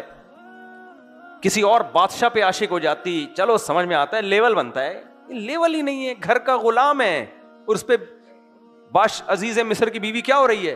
عاشق. تو اس تبصرے نے عزیز مصر کی بیوی کی عزت کی ایسی کی تیسی کر دی. عزت کس کو پیاری نہیں ہوتی آپ کو پتا ہے نا؟ صرف کو پیاری نہیں ہے، بڑی مشکل سے بریک لگائی ہے میں نے، باقی تو سب کو عزت. آپ سمجھ گئے میں کس کی بات کر رہا ہوں؟ میں سیاسی باتیں میں نہیں کرتا نا، ان کی کوئی بات کر رہا ہوں نا، پھر وہ بیان سے یہ لوگ کاٹنا پڑتا ہے ان لوگوں کو. تو ایک ہمارے ملک میں ایسی شخصیت ہے جن کو عزت کے علاوہ سب چیزیں پیاری ہیں. آگے چلتے ہیں ہم. تو عزیز مصر کی بیوی کو بھی عزت پیاری تھی. آپ کا دماغ زرداری کی طرف جا رہا ہے، میں نے زرداری کا لفظ استعمال نہیں کیا ہے، بلا وجہ خام خواہ میں آپ بدگمان ہو رہے ہو، میں نے اس کے بارے میں نہیں بات کی ہے. وقال نسبۃ فی المدینۃ امرأۃ العزیز تراود فتاها عن نفسی. تو شہر کی عورتوں نے یہ باتیں شروع کر دیں تو کہنے لگی قد شغفها حبا، یہ نوجوان جو ایک گھر کا خادم معاذ اللہ غلام، یہ اس کے دل میں گھس گیا ہے، یعنی اس کے دل میں داخل ہو گیا ہے. انا لنراها فی ضلال مبین، ہم اس کو سمجھتے ہیں کہ یہ بہت بڑی غلطی میں ہے، یعنی لیول نہیں ہے. فلما سمعت بمکرہن، جب اس نے سنا ان کی اپنے خلاف بری باتیں غیبتیں سنی عزیز مصر کی بیوی نے، تو اس نے پھر تدبیر کی، اس ارسلت الیہن، سب کو دعوت کا پیغام دیا. واعتدت لہن متکئا، اور سب کے لیے ایک بڑا ہال بنا کے نا تکیہ گاؤ تکیہ کا انتظام کیا. جیسے نہیں، اب ظاہر ہے بادشاہ کے جو تعلقات ہوتے ہیں وہ بھی اونچے لیول کی خواتین کے ہوں گے نا، کہ ساری بڑی بڑی عورتوں کو بلا لیا اور سب کو گاؤ تکیہ دے کے بٹھا دیا، ابھی کھانا آنے والا ہے یہاں بیٹھو. وقالت اخرج علیہن، اور یوسف علیہ السلام سے کہا یہاں سے گزرو. فلما رأینہ اکبرنہ وقطعن ایدیہن، جب انہوں نے یوسف علیہ السلام کو دیکھا تو اکبرنہ، بہت عجیب سمجھا ان کو اور اتنا مبہوت ہوئی ہیں. وقطعن ایدیہن، جن چھریوں سے پھل کاٹنے تھے اس سے کیا کاٹ دیے؟ ہاتھ زخمی کر دیے. وقلنا حاش للہ ما ھذا بشرا، کہنے لگی اللہ کی قسم یہ نوجوان انسان نہیں ہے. ان ھذا الا ملک کریم، کوئی معزز فرشتہ ہے جو آسمان سے نازل ہوا ہے، انسانوں کی شکلیں ایسی خوبصورت نہیں ہو سکتی. قالت، فوراً زلیخا نے بولی فذالکن الذی لمتننی فی، عربی میں ذالکہ ہوتا ہے ہاتھ سے اشارہ، فذالکن اشارہ کیا، یہی ہے وہ. صحیح ہے، پہلے ان کو بتایا نہیں کہ یہ کون ہے. یہ بھی دیکھو تدبیر ہوتی ہے. زلیخا بے وقوف ہوتی نا، سب کو فون کرتی کہ ایکچولی بات اصل میں یہ ہے کہ تم جو مجھ پہ الزام لگا رہی ہو نا، غلام پہ عاشق ہو گئی اور خادم پہ عاشق ہو گئی، تمہیں پتہ چل جائے نا، تم دیکھ لو تو تمہیں پتہ چل جائے گا وہ کتنا حسین ہے. اور تمہارا نہیں وہ جمشید سے چکر چلا تھا، میں نے تمہیں کچھ بولا تھا؟ وہ وسیم کانا ہے، اس پہ جب تم لٹو ہوئی تھی، وہ تو تمہاری شادی نہیں ہوئی، ستار سے ہو گئی تمہاری شادی. وہ جو غفار لنگڑے پہ تو عاشق ہو رہی تھی، اس طرح سمجھاتی نا ہر ایک کو. تو جو ظاہر ہے اونچے لیول کے لوگ ہوتے ہیں ان کی مینٹالٹی بھی کیا ہوتی ہے کہ ایسے نہیں ایک دم جذباتی، ایک ماحول بناؤ. پھر یہ بھی نہیں کہ ان کو دعوت دے کے بلایا اور کہا کہ میں کنفیوژن دور کرنے کے لیے تمہیں بلا رہی ہوں. نہیں بھائی، دعوت ہے، کھانا ہے تو کھانے پہ سبھی آتے ہیں، جب بادشاہوں کے گھروں سے کھانا ہو تو کون نہیں جائے گا. تو اور پھر یہ بھی نہیں کہ اب میں وہ لے کر آ رہی ہوں تمہارے سامنے جس پہ میں عاشق تھی تو ان کو دیکھ کے تم فیصلہ کرنا. نا نا نا نا نا نا نا، یہ سب حرکتیں ان لوگوں کی ہوتی ہیں جن کے لیول سوچنے کے کیا ہوتے ہیں، کم. تو کہا کہ گزرو یہاں سے. جب انہوں نے دیکھا نا، خود پہلے تعریف کریں پھر بولوں کہ یہ وہی ہے، پہلے ان کی زبان سے تعریف کرواؤ.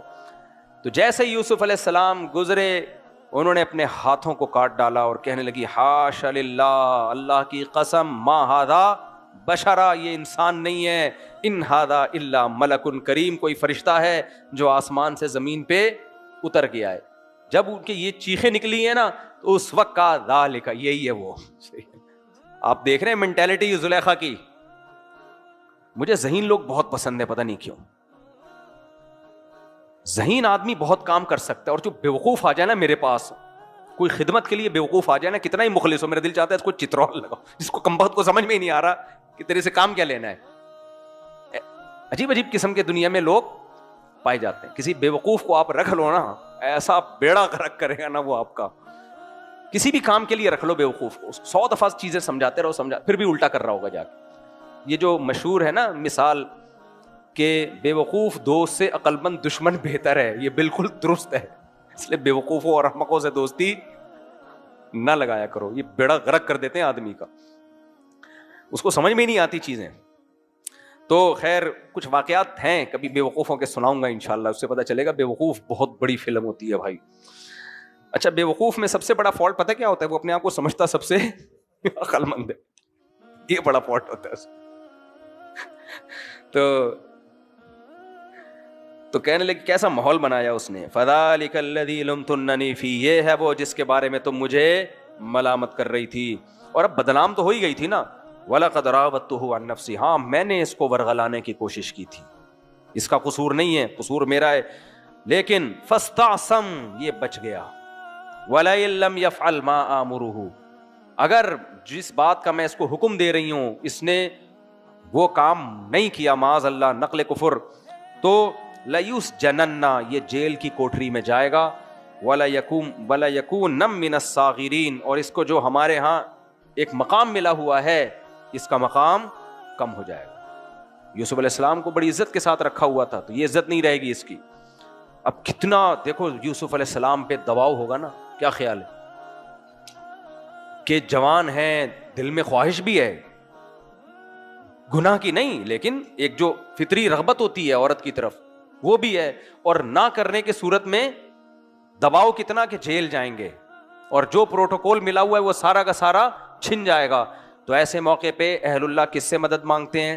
اللہ سے۔ اپنے اوپر اعتماد نہیں کرتے کہ نہیں جی میں تو بچوں گا، میں تو بڑا نیک ہوں، نہ نہ نہ، انہوں نے دعا مانگی، قال رب السجن احب الی مما یدعوننی الی، اے میرے رب جیل کی کوٹری مجھے اس برائی سے زیادہ محبوب ہے جس برائی کی طرف مجھے یہ دعوت دے رہی ہیں۔ وَإِلَّا تَصْرِفْ عَنِّي كَيْدَهُنَّ، اے اللہ اگر ان کی تدبیروں کو تو نے مجھ سے دور نہ کیا، قیدہن کا مطلب وہ سب عورتیں مل گئی تھیں اس کے ساتھ، زلیخا کے ساتھ، اگر تو نے ان کی تدبیروں کو مجھ سے دور نہ کیا، اصب الیہن، میں بشر ہوں، انسان ہوں، ان کی طرف مائل ہو جاؤں گا، وَأَكُمْ مِنَ الْجَاهِلِينَ، اور میں بھی جہالت والا کام کر بیٹھوں گا، تو مجھے اس مصیبت سے بچا لے۔ یعنی جیل چلا جاؤں محبوب ہے، زنا۔ اس موقع پر میں اکثر ایک بات بتایا کرتا ہوں، یوسف علیہ السلام کو زنا کا موقع ملا، نہ کرنے کی صورت میں جیل کی کوٹری، اور اس کی بھی مدت معلوم نہیں ہے کب تک کے لیے، اور یوسف علیہ السلام کو نکاح کا، موسیٰ علیہ السلام کو نکاح کا موقع ملا تھا نا، 2 بچی آئی تھیں جنہوں نے اپنے والد سے ملایا، تو ان کے والد نے کہا کہ ان 2 بیٹیوں میں سے ایک کا آپ سے نکاح کرنا چاہتا ہوں، 10 سال بکریاں چراؤ۔